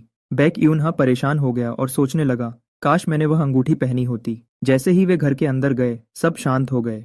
बैक स्योहा सामने खड़ा था। सॉन्ग हायोन ने डर कर अपना मुंह बंद कर लिया। बैक यूनहा को समझ नहीं आया कि दोनों एक दूसरे को ऐसे क्यों देख रहे हैं। तीनों बस एक दूसरे को देखते रहे और कोई कुछ नहीं बोला। किसने सोचा था कि दुनिया इतनी छोटी है? सॉन्ग हायोन ने बैक स्योहा को देखा और हैरान रह गई, मेरे गुरुजी की बहन बैक स्योहा है। बैक यूनहा ने कहा, क्या मैंने पहले नहीं बताया था? सॉन्ग हायोन ने गुस्से से कहा, बिल्कुल नहीं, मैं तो बैक स्योहा की बहुत बड़ी फैन हूँ। रूई हा को भी अब बात समझ आई। उसने यूनहा को डांटते हुए कहा, अगर तुम्हारा ऑनलाइन दोस्त चिया योन था तो तुमने मुझे पहले क्यों नहीं बताया? वह तो अभी का सबसे बड़ा जीनियस हंटर है। हमारी गिल्ड भी उसे अपने साथ जोड़ना चाहती है। अभी तक सब कितना अजीब लग रहा था, पर जैसे ही इन दोनों ने एक दूसरे को पहचाना, माहौल बिल्कुल बदल गया। रूईहा बड़े प्यार से शियायोन को घर के अंदर ले गई। शियायोन भी बहुत खुश थी। बस यूनहा वहां अकेली खड़ी रह गई और सोचने लगी, तो इतनी देर से बस मैं ही यहाँ बुरी बन रही थी। तीनों एक मेज के पास बैठ गए। यह किस्मत भी कमाल की थी। पहले तो डर था कि कहीं सच सामने ना आ जाए, पर ये दोनों तो आपस में बहुत अच्छे से घुल मिल गए। दोनों ही बड़े लेवल के हंटर थे, इसलिए उनके पास बात करने के लिए बहुत सारी चीजें थीं। कुछ ही देर में रूईहा और शियायोन सगी बहनों की तरह बात करने लगे। अब यूनहा को लग रहा था कि वह फालतू में वहां बैठी है। थोड़ी बातें करने के बाद रूईहा सीरियस हो गई और सीधे काम की बात पर आई। उसने शियायोन की तरफ देखा और पूछा, तुम अकेले किस हद तक लड़ सकती हो? सबसे ताकतवर कौन सा मॉन्स्टर है जिसे तुम अकेले मार सकती हो? शियायोन को अचानक ऐसा लगा जैसे उसका इंटरव्यू चल रहा हो। उसने हिचकिचाते हुए जवाब दिया, अगर जहरीली मकड़ी जैसा कोई मॉन्स्टर हो तो मैं अकेले संभाल सकती हूँ। रूईहा ने यह सुनकर अपना सिर हिलाया। उसे लगा कि यह ताकत अभी काफी नहीं है। यूनहा चुपचाप चाय पी रही थी और सोच रही थी कि रूईहा कब से इंटरव्यू लेने वाली बन गई। शियायोन ने जब देखा कि उसे कमजोर समझा जा रहा है तो उसने तुरंत कहा, अगर मैं अपनी पूरी जान लगा दूं तो एक बड़े लेवल के क्रिस्टल वुल्फ को भी मार सकती हूँ। लेकिन रूईहा रुकने वाली नहीं थी। वह एक के बाद एक सवाल पूछती गई। यूनहा ने सोचा, यह कोई आम बातचीत नहीं है, यह तो पूरी तरह से जांच चल रही है। रूही है असल में यह सब इसलिए कर रही थी ताकि वह अपनी बहन को किसी भरोसेमंद के साथ भेज सके। पर बात करते करते टॉपिक बिल्कुल बदल गया। रूही है ने अचानक सीरियस होकर पूछा, ठीक है, पर अगर टीम में आपस में झगड़ा हो जाए तो तुम क्या करोगी? चिया योन अपनी उंगलियों पर गिनते हुए उन तरीकों को याद करने की कोशिश कर रही थी जो रूही हा ने सिखाए थे। पहले दुश्मन का ध्यान भटकाओ, फिर पर याद करते करते उसका दिमाग बिल्कुल बंद हो गया। रूही है लड़ने का तरीका नहीं सिखा रही थी, बल्कि यह बता रही थी कि उसकी बहन का ख्याल कैसे रखना है। उसने सीरियस होकर कहा, तुम्हें सब कुछ संभालना होगा। इस लड़की पर जब थोड़ा भी प्रेशर आता है तो ये डर जाती है, इसलिए किसी बाहर वाले को इसे परेशान करने का मौका मत देना। यूनहा वहां बैठी ये सब सुनकर बहुत अजीब महसूस कर रही थी। अपनी ही बहन सबके सामने उसकी कमजोरियां बता रही थी, जिससे उसकी इज्जत मिट्टी में मिल रही थी। रूईहा यही नहीं रुकी, उसने सिया योन को यह भी सिखाया, अगर यूनहा की आंखें अजीब लगें तो समझ जाना कि वह कुछ कहना चाहती है। आखिर में रूईहा ने फैसला सुनाया, अगर तुम यह सब कर सकती हो तो ही मैं तुम दोनों को साथ जाने दूंगी। सिया योन यह सुनकर खुश हो गई और उसने पक्का वादा किया कि कोई दिक्कत नहीं होगी। चलो, यह मुश्किल मीटिंग आखिरकार खत्म हुई। सियायोन रास्ते में चलते हुए भी ईयून हे को लगातार मैसेज भेज रही थी। आज उसे बहुत सारे राज पता चले थे। उसने कभी नहीं सोचा था कि उसकी मास्टर वही रिटर्नी है जिसके बारे में टीवी पर बताते हैं। अब समझ आया कि ईयून हा नए हंटर होने के बाद भी नेक्रोमेंसी के बारे में इतना सब कैसे जानती है। उसके सारे सवालों के जवाब मिल गए थे और वह अगले डंजन के लिए काफी एक्साइटेड थी। सियायोन ने मैसेज किया, अपनी ताकत खोने के बाद इतने साल तक चुप कर रहना आपके लिए बहुत मुश्किल रहा होगा ना? ईयून हा ने आराम से जवाब दिया, कोई बात नहीं, मुझे अब कुछ पता चल गया है। सियायोन ने तुरंत वादा किया, आप चिंता मत करो मास्टर, आपकी सबसे पहली स्टूडेंट होने के नाते मैं आपकी पूरी मदद करूंगी। ईयून हा ने स्क्रीन देखकर स्माइल किया और सोचा, इस लड़की की बातें तो बहुत बड़ी बड़ी हैं। अब जब सब कुछ साफ हो गया था, ईयून हा बिस्तर पर लेट गई और अपना प्लान बनाने लगी। कल से उसे लगातार डंजन्स में जाकर लड़ना था। जैसे ही उसका लेवल बढ़ेगा, उसकी पुरानी ताकत वापस मिल जाएगी। फिर चाहे डेबीज के मॉन्स्टर्स हो या अंडरवर्ल्ड का सील, सब कुछ दोबारा उसके कब्जे में होगा। लेकिन अभी सबसे बड़ा सवाल यह था कि आखिर किसने साजिश करके उसकी ताकत को बंद किया था। अपने सामने इस बड़े से सील को देखकर ईयून हा को पूरा यकीन हो गया कि यह कोई हादसा नहीं था। किसी ने जानबूझकर उसके खिलाफ यह जाल बिछाया था। ईयून हा ने सबसे पहले उस सेलिशिया के बारे में सोचा, पर फिर उसने सोचा कि उसकी इतनी औकात नहीं है कि वह मेरी ताकत को रोक सके। अगर वे भगवान की दुनिया के लोग नहीं हैं, तो सच सिर्फ एक ही है, वह हिम्मत करने वाला दुश्मन इसी धरती पर कहीं छुपा बैठा है। ईयून हा को जितना याद आता उतना ही गुस्सा आता। उसने सोचा कि जब वह उस दुश्मन को पकड़ लेगी तो सबसे पहले उसे एक अनडेड बना देगी, ताकि उसे इस दुनिया में आने का अफसोस हो। गुस्से में बातें तो बड़ी बड़ी कर ली, पर काम शुरू करने के लिए अभी कुछ दिन रुकना पड़ेगा, क्योंकि सही डंजन ढूंढना आसान नहीं था। दिन बीतते गए। ईयून हा गाड़ी में बैठी शिकायत कर रही थी।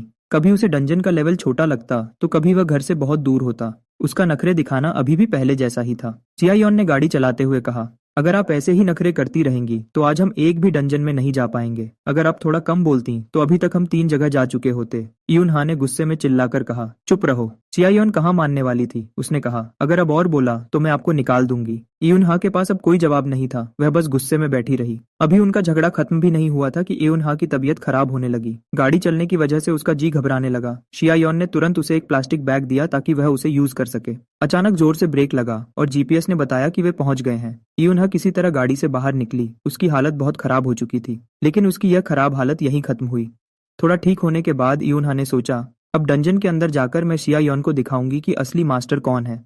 सियायोन ने ज्यादा नहीं सोचा और वहां लोगों से पूछने लगी कि हंटर रजिस्ट्रेशन ऑफिस कहाँ है। पर जैसे ही वे डंजन के गेट पर पहुंचे, वहां के गार्ड ने उन्हें रोक लिया। गार्ड ने कहा, सॉरी, बिना हंटर कार्ड के हम आपको अंदर नहीं जाने दे सकते। सियायोन हैरान रह गई। उसने ईयून हा की तरफ देखा और पूछा, आप सच में अपना कार्ड घर पर ही भूल आई हैं क्या? ईयून हा अब डर गई। उसने अपने सारे पॉकेट चेक किए, पर एक ढक्कन के अलावा उसे अपना हंटर कार्ड कहीं नहीं मिला। अब माहौल बहुत अजीब हो गया था। गाड़ी में बैठकर जो बड़ी बड़ी बातें कर रही थी, अब वह गेट के अंदर भी नहीं जा सकती थी।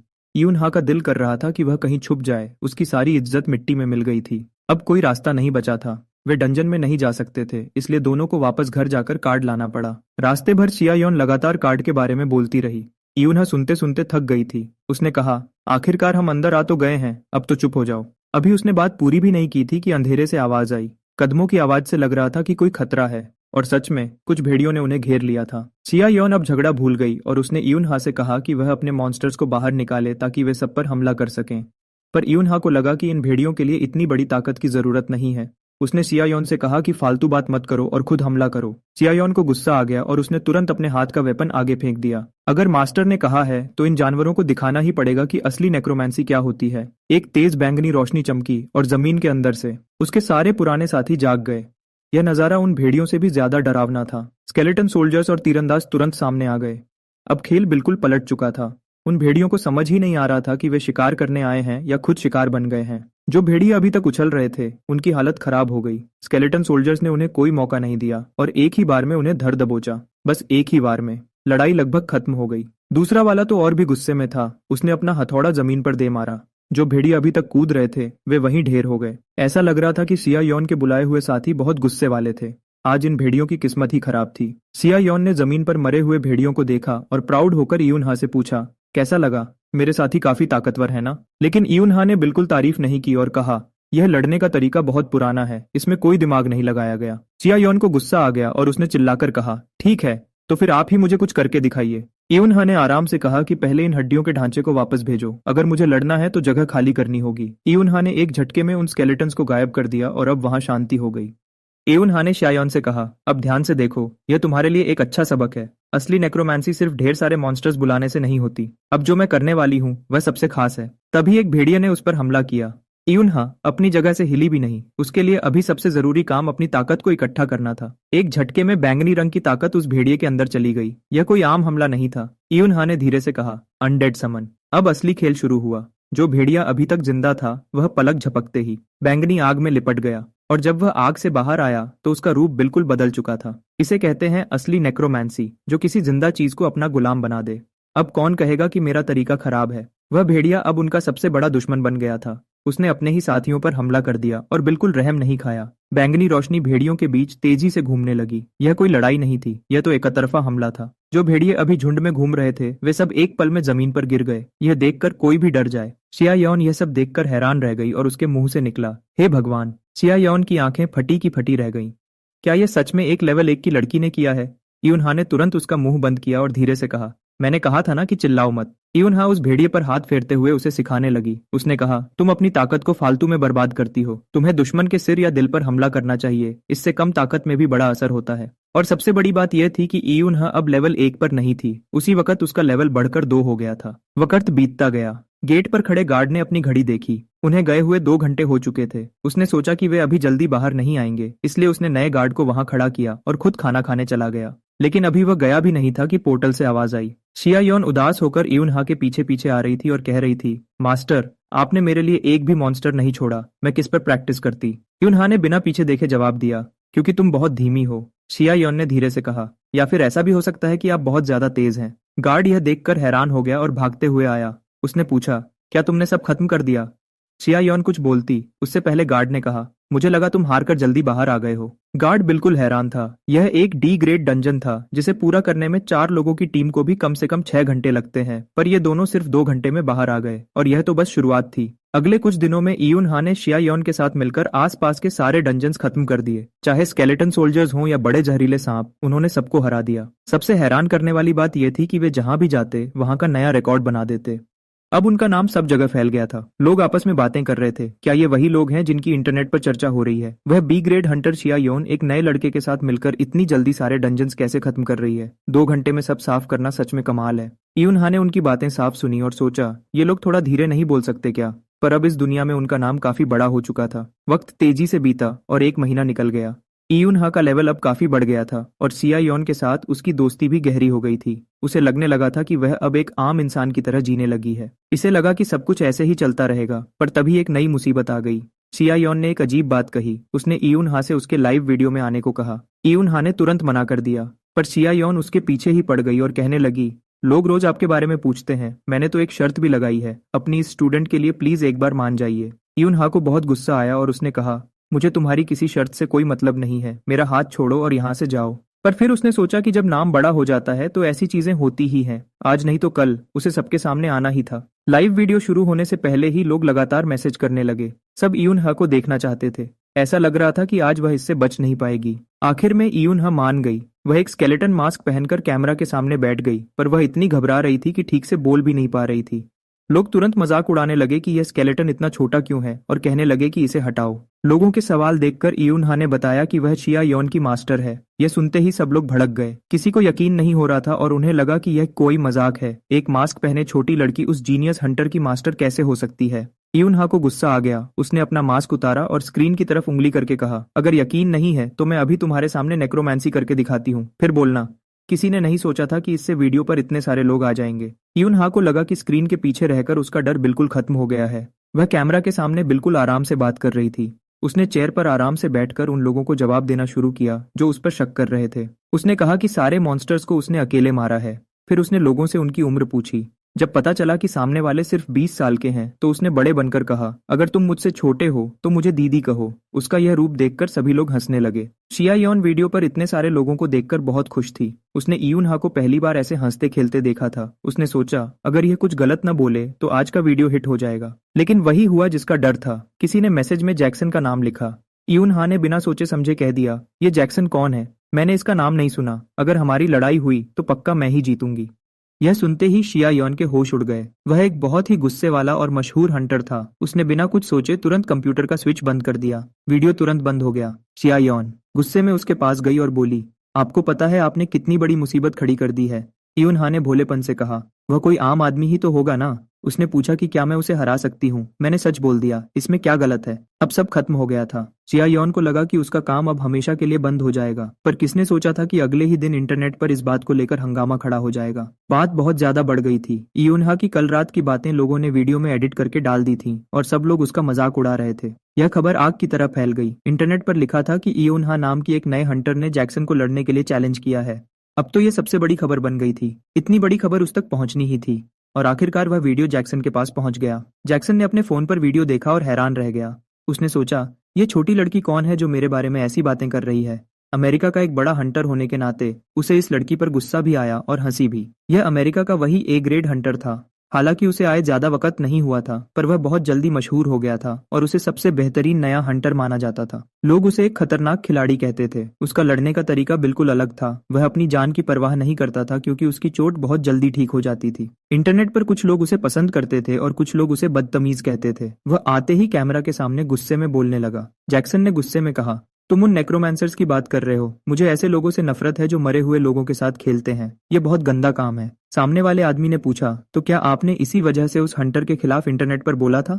जैक्सन ने कहा, हाँ, मुझे वह बिल्कुल पसंद नहीं है। वह बड़े बड़े दावे करने लगा। उसने कहा कि एक असली योद्धा को सामने से लड़ना चाहिए, पीछे छुपकर चालाकी नहीं करनी चाहिए। उसने इयून हा की इज्जत का मजाक उड़ा दिया था। एक आवाज के साथ टीवी बंद हो गया। रूई हे को बहुत गुस्सा आ रहा था। बात इतनी बढ़ गई थी कि अब इन दोनों की खैर नहीं थी। इयून हा और शिया यॉन चुपचाप जमीन पर बैठ गए और उन्होंने अपना सिर नीचे कर लिया। इयून हा ने धीरे से कहा, सॉरी। रूई हा ने चिल्लाकर कहा, अब सॉरी कहने से क्या होगा? पूरी दुनिया को यह बात पता चल गई है। अब तुम क्या करोगी? इयून हा ने सफाई देते हुए कहा, मेरा यह मतलब नहीं था। रूई हा बहुत गुस्से में थी। उसने शिया यॉन को भी डांटा कि जब उसे पता था तो उसने इयून हा को रोका क्यों नहीं। शिया यॉन डर के मारे बस सॉरी बोलती रही और कुछ नहीं बोली। इयून हा ने धीरे से पूछा, क्या यह सच में इतनी बड़ी बात है? रूई हा ने गुस्से में कहा, क्योंकि तुम उस जैक्सन को नहीं जानती। वह एक ताकतवर हंटर तो है, पर पहले वह एक गुंडों के ग्रुप का बड़ा आदमी था। उसने बहुत बुरे काम किए हैं और सबसे बड़ी बात यह है कि वह बहुत ही छोटी सोच का आदमी है। इयून हा हैरानी से सुनती रही। रूई हा ने आगे बताया, मैंने सुना है कि उसने एक बार एक छोटी सी बात पर अपने ही साथी को बहुत मारा था और उसे हमेशा के लिए निकाल दिया था। इयून हा ने सोचा, इतनी छोटी बात पर कोई ऐसा कैसे कर सकता है? शिया यॉन ने सोचा, शायद वह इस छोटी बात को भूल जाए। रूई हा ने ठंडी सांस ली और कहा, काश ऐसा होता, पर मुझे लगता है कि मुसीबत अभी आने वाली है। इयून हा खुद को समझा रही थी कि वह इतना बड़ा हंटर होकर हमारे पीछे थोड़ी ना आएगा, पर ऐसी बातें नहीं करनी चाहिए क्योंकि जैसे ही आप ऐसा सोचते हैं मुसीबत आ जाती है। और तभी इयून हे का फोन अचानक लगातार बजने लगा। उसने सोचा, इतनी रात को कौन मैसेज भेज रहा है? जब उसने फोन देखा तो वह हैरान रह गई। स्क्रीन पर बहुत सारे गंदे मैसेजेस आए हुए थे और यह तो बस शुरुआत थी। इंटरनेट पर शिया यॉन के खिलाफ बहुत सारी झूठी बातें लिखी जाने लगीं। कोई कह रहा था कि वह बुरी लड़की है तो कोई कह रहा था कि उसका लेवल झूठा है। उसके फैंस भी उससे नफरत करने लगे और उन्होंने उसे फॉलो करना बंद कर दिया। शिया यॉन रो रो कर कह रही थी कि उसने ऐसा कुछ नहीं किया, पर अब उसकी बात पर कोई यकीन नहीं कर रहा था। अब सब बर्बाद हो गया था। शिया यॉन का वीडियो चैनल बंद कर दिया गया। वह फोन पर रो रही थी और कह रही थी कि उसके साथ बहुत बुरा हुआ है। इयून हा भी बहुत परेशान थी। उसके फोन पर लगातार मैसेजेस आ रहे थे। उसने सोचा कि थोड़ा गेम खेलकर ध्यान भटकाए, पर वहां भी एक नई मुसीबत आ गई। जैसे ही उसका गेम खत्म होने वाला था, किसी अनजान प्लेयर ने आकर उसके सारे रिवॉर्ड्स चुरा लिए। इयून हा को इतना गुस्सा आया कि उसने टेबल तोड़ने की कोशिश की। यह जानबूझकर किया गया था। शिया यॉन ने फोन पर कहा कि यह बात इतनी आसान नहीं है। पक्का यह सब जैक्सन ही करवा रहा है।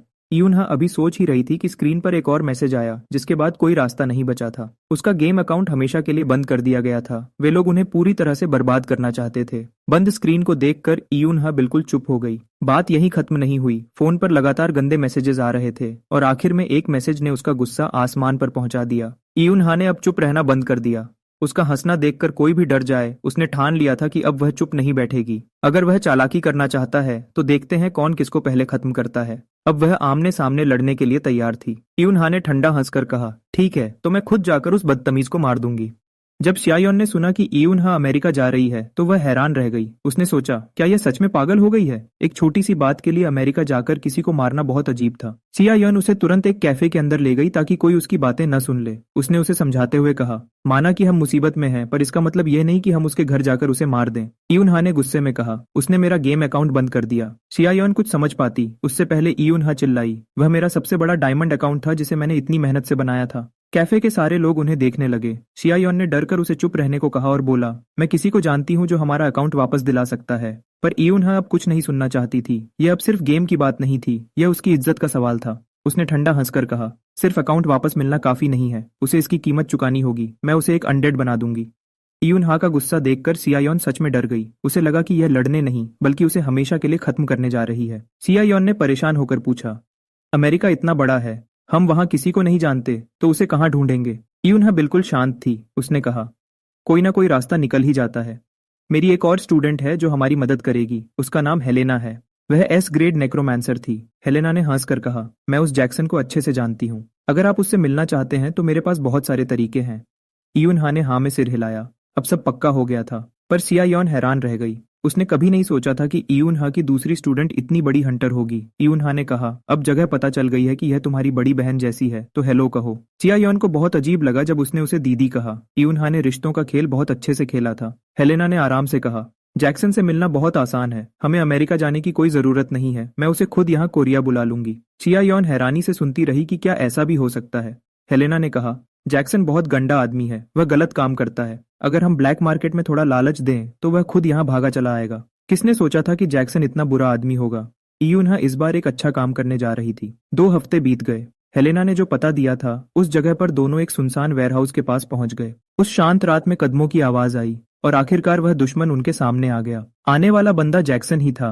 उसे बिल्कुल अंदाजा नहीं था कि वो मौत के मुंह में कदम रख चुका है। उसने आते ही सबसे पहले पूछा कि क्या सारा माल ले आए हो। अब तो पक्का सबूत मिल गया था। उसे सफाई देने का मौका देने की भी कोई जरूरत नहीं थी। हेलेना इस बार खुद मैदान में उतरी थी। वो हाथ में सूटकेस लेकर जैक्सन से मिलने चली गई। उसका जिगर सच में बहुत बड़ा था।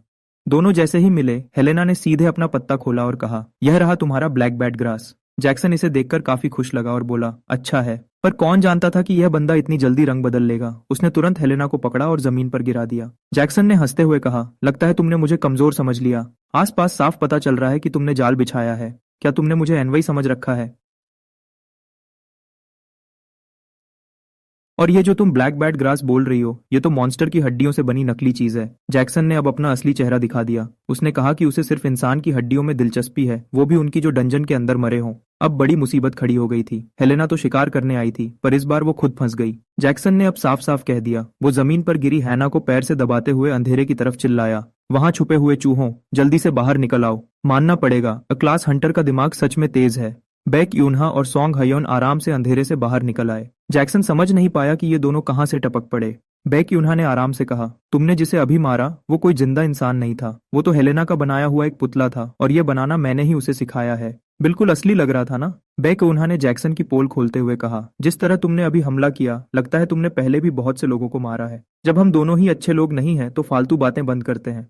बैक यूनहा की उंगलियों पर एक बैंगनी रंग की रोशनी चमकी और उसी पल माहौल ठंडा हो गया। उसने कहा, अंकल, तुम मुझे ही ढूंढ रहे थे ना? अब मैं तुम्हारे सामने हूँ, हिम्मत है तो पकड़ कर दिखाओ। जैक्सन सामने का नजारा देखकर डर गया। उसे लगा कि इनके पीछे कोई बड़ा हाथ है, इसलिए वो डर डर कर पूछने लगा। बैक यूनहा यह सुनकर जोर से हंस पड़ा।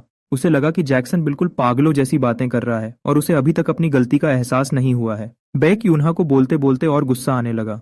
असल में वो यहाँ तक इतनी मेहनत करके इसलिए आया था क्योंकि जैक्सन ने उसका गेम अकाउंट डिलीट कर दिया था। ये वजह सुनने में बहुत अजीब लगती है, पर बेक उन्हा के हाथ बिल्कुल नहीं रुके। उसने एक बैंगनी रंग की जादू की रोशनी सीधे उस पर दे मारी। जैक्सन उस ताकत के झटके से पीछे हट गया। उसने कभी नहीं सोचा था कि एक मामूली गेम अकाउंट की वजह से वो इतनी बड़ी मुसीबत में फंस जाएगा। बेक उन्हा ने इस बार कोई रहम नहीं दिखाया। उसने उसे चुप कराते हुए कहा, जुबान संभाल कर बात करो, ये कोई मजाक नहीं है। असल में वो अकाउंट उसके लिए सिर्फ एक गेम नहीं था। उसने कई रातें जागकर बड़ी मुश्किल से डायमंड रैंक हासिल की थी और इस आदमी ने सब बर्बाद कर दिया। जैक्सन यह सुनकर और हैरान हो गया। एक छोटी सी बात के लिए इतना बड़ा बवाल खड़ा करना उसे बिल्कुल पागलपन लगा। जब बातों से बात नहीं बन रही तो अब ताकत ही फैसला करेगी। जैक्सन अब सच में उसे जान से मारने पर उतर आया। इतनी दूर आने के बाद वो किसी न किसी की जान तो लेकर ही रहेगा। जैक्सन भी कोई कमजोर नहीं था। उसने तुरंत पलटकर एक जोरदार हमला किया। बेक उन्हा ने इसकी बिल्कुल परवाह नहीं की। उसने सॉन्ग हयोन से कहा कि वो रास्ता रोककर खड़ा रहे ताकि यह कमीना भाग न सके। पर तभी जैक्सन ने मौका देखकर बेक उन्हा पर एक खतरनाक हमला कर दिया। अगर यह वार लग जाता तो उसकी जान भी जा सकती थी। सॉन्ग हयोन डर के मारे कांप गई। उसने देखा कि बेक उन्हा को चोट लग गई है और खून बहने लगा है। जैक्सन को लगा कि उसने बाजी मार ली है और सब खत्म हो गया है। पर अगले ही पल सामने खड़ा बेक उन्हा एक घास फूस का पुतला बन गया। यह देखकर जैक्सन के होश उड़ गए। इतनी देर से वो बस एक नकली पुतले से लड़ रहा था। बेक उन्हा ने अंधेरे से हंसते हुए कहा, एक ए क्लास हंटर होकर भी तुम एक नकली पुतले को नहीं पहचान पाए? तुम्हारा लेवल तो बिल्कुल नए खिलाड़ी जैसा है। उसका उतरा हुआ चेहरा देखकर बेक उन्हा ने उसे एक और बात बताने का सोचा। जब तुम्हारी जानकारी ही इतनी खराब है तो तुम्हारा मजाक बनना पक्का था। तुम्हारे सामने खड़े होने के लिए मैंने 2 हफ्ते तक दिन रात एक करके अपनी ताकत बढ़ाई है। अब मेरा लेवल 29 हो चुका है और मैं एक सी क्लास हंटर हूँ। जैक्सन अभी हैरान ही था कि उसने नीचे देखा। जिसे उसने मारा था वो सब ढेर सारी मकड़ियां बन गई थीं। वो शुरू से ही बेक उन्हा के बिछाए जाल में फंस चुका था। अब मामला खराब हो गया था। बेक उन्हा ने हंसते हुए कहा, खेल कूद खत्म हुआ, अब असली मजा शुरू होगा। उसने उंगली से इशारा किया और जादू चलाया। वो मकड़ियां तो बस एक शुरुआत थीं, असली मुसीबत तो अब आने वाली थी। हर तरफ से ढेर सारे काले साए निकलने लगे और पूरी जगह भर गई। यह साफ था कि वो उसे थका थका कर मारना चाहता था।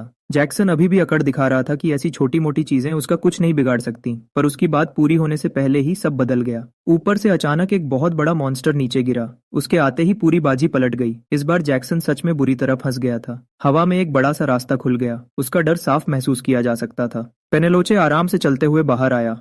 ऐसा लग रहा था जैसे वो बाहर आने का कब से इंतजार कर रहा था। उसके कपड़े और पीठ पर चमकते हुए लाल पंजे देखकर ही लग रहा था कि वो बहुत खतरनाक है। उसने आसपास देखा और हैरान हुआ कि यह उसकी जगह नहीं है। पर जैसे ही उसने घूमकर बेक यून्हा को देखा, वो खुशी से झूम उठा। उसने कहा कि बेक यून्हा कितना प्यारा लग रहा है और बिना कुछ सोचे उसे गले से लगा लिया। अभी तक रोब दिखा रहा बेक यून्हा अब बिल्कुल शांत हो गया। बेक यून्हा ने उसे तुरंत पीछे धकेला और कहा कि यह बातें करने का वक्त नहीं है। पेनेलोचे ने भी बात समझ ली और सीधे जैक्सन को घूरने लगा। बेक यून्हा ने साफ कह दिया कि 7 मिनट्स के अंदर इसका काम तमाम करना है। पेनेलोचे ने हंसते हुए हाँ कह दिया। उसका गुस्सा देखकर जैक्सन डर गया। उसे समझ नहीं आ रहा था कि एक सी क्लास का बेक यून्हा इतने बड़े मॉन्स्टर को कैसे काबू कर सकता है। उसे लगने लगा कि अगर वो यहाँ रुका तो मारा जाएगा। एक बड़ा ए क्लास हंटर अब अपनी जान बचाने के लिए भागने पर मजबूर हो गया था। अगर ये बात बाहर चली गई तो उसकी बेइज्जती हो जाएगी, पर अभी जान बचाना सबसे जरूरी था। उसके भागने से खेल और मजेदार हो गया। भागना इतना आसान नहीं था। अगर ये हमला थोड़ा सा भी इधर उधर होता तो जैक्सन की जान चली जाती। पास खड़ी सॉन्ग हयोन भी ये सब देखकर डर गई थी। इससे पहले कि जैक्सन कुछ समझ पाता, उसने देखा कि वो बिल्कुल हिल नहीं पा रहा है। एक लाल रंग की जंजीर ने उसे मजबूती से जकड़ लिया था। जैक्सन परेशान हो गया कि यह आखिर क्या चीज है। बेक यून्हा इस बार सच में गुस्से में था। उसने कहा कि जैक्सन खुद मौत के कुएं में आया है। इस जादू के चलते अब दोनों की आत्मा एक दूसरे से जुड़ चुकी है। अब दोनों में से किसी एक का मरना पक्का है, तभी कोई यहाँ से बाहर जा पाएगा। मौत का खेल शुरू हो चुका था। यह कोई मजाक नहीं था। अब सिर्फ एक ही बंदा जिंदा बचेगा। जैक्सन गुस्से में गालियां देने लगा, पर अब उसकी धमकियों का कोई असर नहीं होने वाला था। पेनेलोचे उसे सांस लेने का मौका भी नहीं देना चाहता था। उसने ऊपर से आकर इतना जोरदार हमला किया कि जमीन टूट गई। जैक्सन ने रोकने की कोशिश की, पर उसकी तलवार इस ताकत के सामने बिल्कुल कमजोर पड़ गई। पेनेलोचे ने मजाक उड़ाते हुए उसे कमजोर कहा। लग रहा था कि यह लड़ाई बहुत जल्दी खत्म होने वाली है। जैक्सन इस बार बुरी तरह फंस गया था। वो पलटकर हमला भी नहीं कर पा रहा था। पेनेलोचे को मजा आने लगा और वो हंसने लगा। उसके लिए यह कोई लड़ाई नहीं बल्कि एक तरफा खेल था। जैक्सन की सबसे बड़ी ताकत भी उस लाल रोशनी के सामने बेकार हो गई। जैक्सन बस किसी तरह टिका हुआ था। बेक यून्हा लगातार हमले किए जा रहा था और उसे बिल्कुल मौका नहीं दे रहा था। पर अजीब बात यह थी कि इतनी चोट लगने के बाद भी जैक्सन जल्दी ठीक हो रहा था। बेक यून्हा ने तुरंत समझ लिया कि वो अपनी किसी ताकत के दम पर टिका हुआ है। बेक यून्हा ने आराम से कहा, तुम उम्मीद से ज्यादा मजबूत हो, पर मेरी ताकत के सामने तुम्हारी यह चालाकी काम नहीं आएगी। जैक्सन यह सुनकर हंसने लगा और बोला, जब तुम सब जानते हो तो यह भी समझ लो कि तुम मुझे नहीं हरा पाओगे। जैक्सन को लग रहा था कि अगर लड़ाई ऐसी ही चलती रही तो आखिर में वही जीतेगा, पर अभी उसने बात पूरी भी नहीं की थी कि उसके मुंह से खून निकलने लगा जो रुक ही नहीं रहा था। बैक उन्होंने हंसते हुए कहा, मैं एक बात बताना भूल गया। उन लाल पंजों पर बहुत खतरनाक जहर लगा था जो बहुत जल्दी असर करता है। जैक्सन अब खड़ा भी नहीं हो पा रहा था और जहर उसके पूरे जिस्म में फैल रहा था। बैक एवन्हा ने उसे मरता हुआ देखकर मजाक में पूछा, अब जब तुम मरने वाले हो तो बताओ कि तुम हेडलेस नाइट बनना चाहोगे या डेथ नाइट। बैक एवन्हा ने हंसते हुए पूछा, जैक्सन तुम आखिर किस तरह का भूत बनना चाहते हो?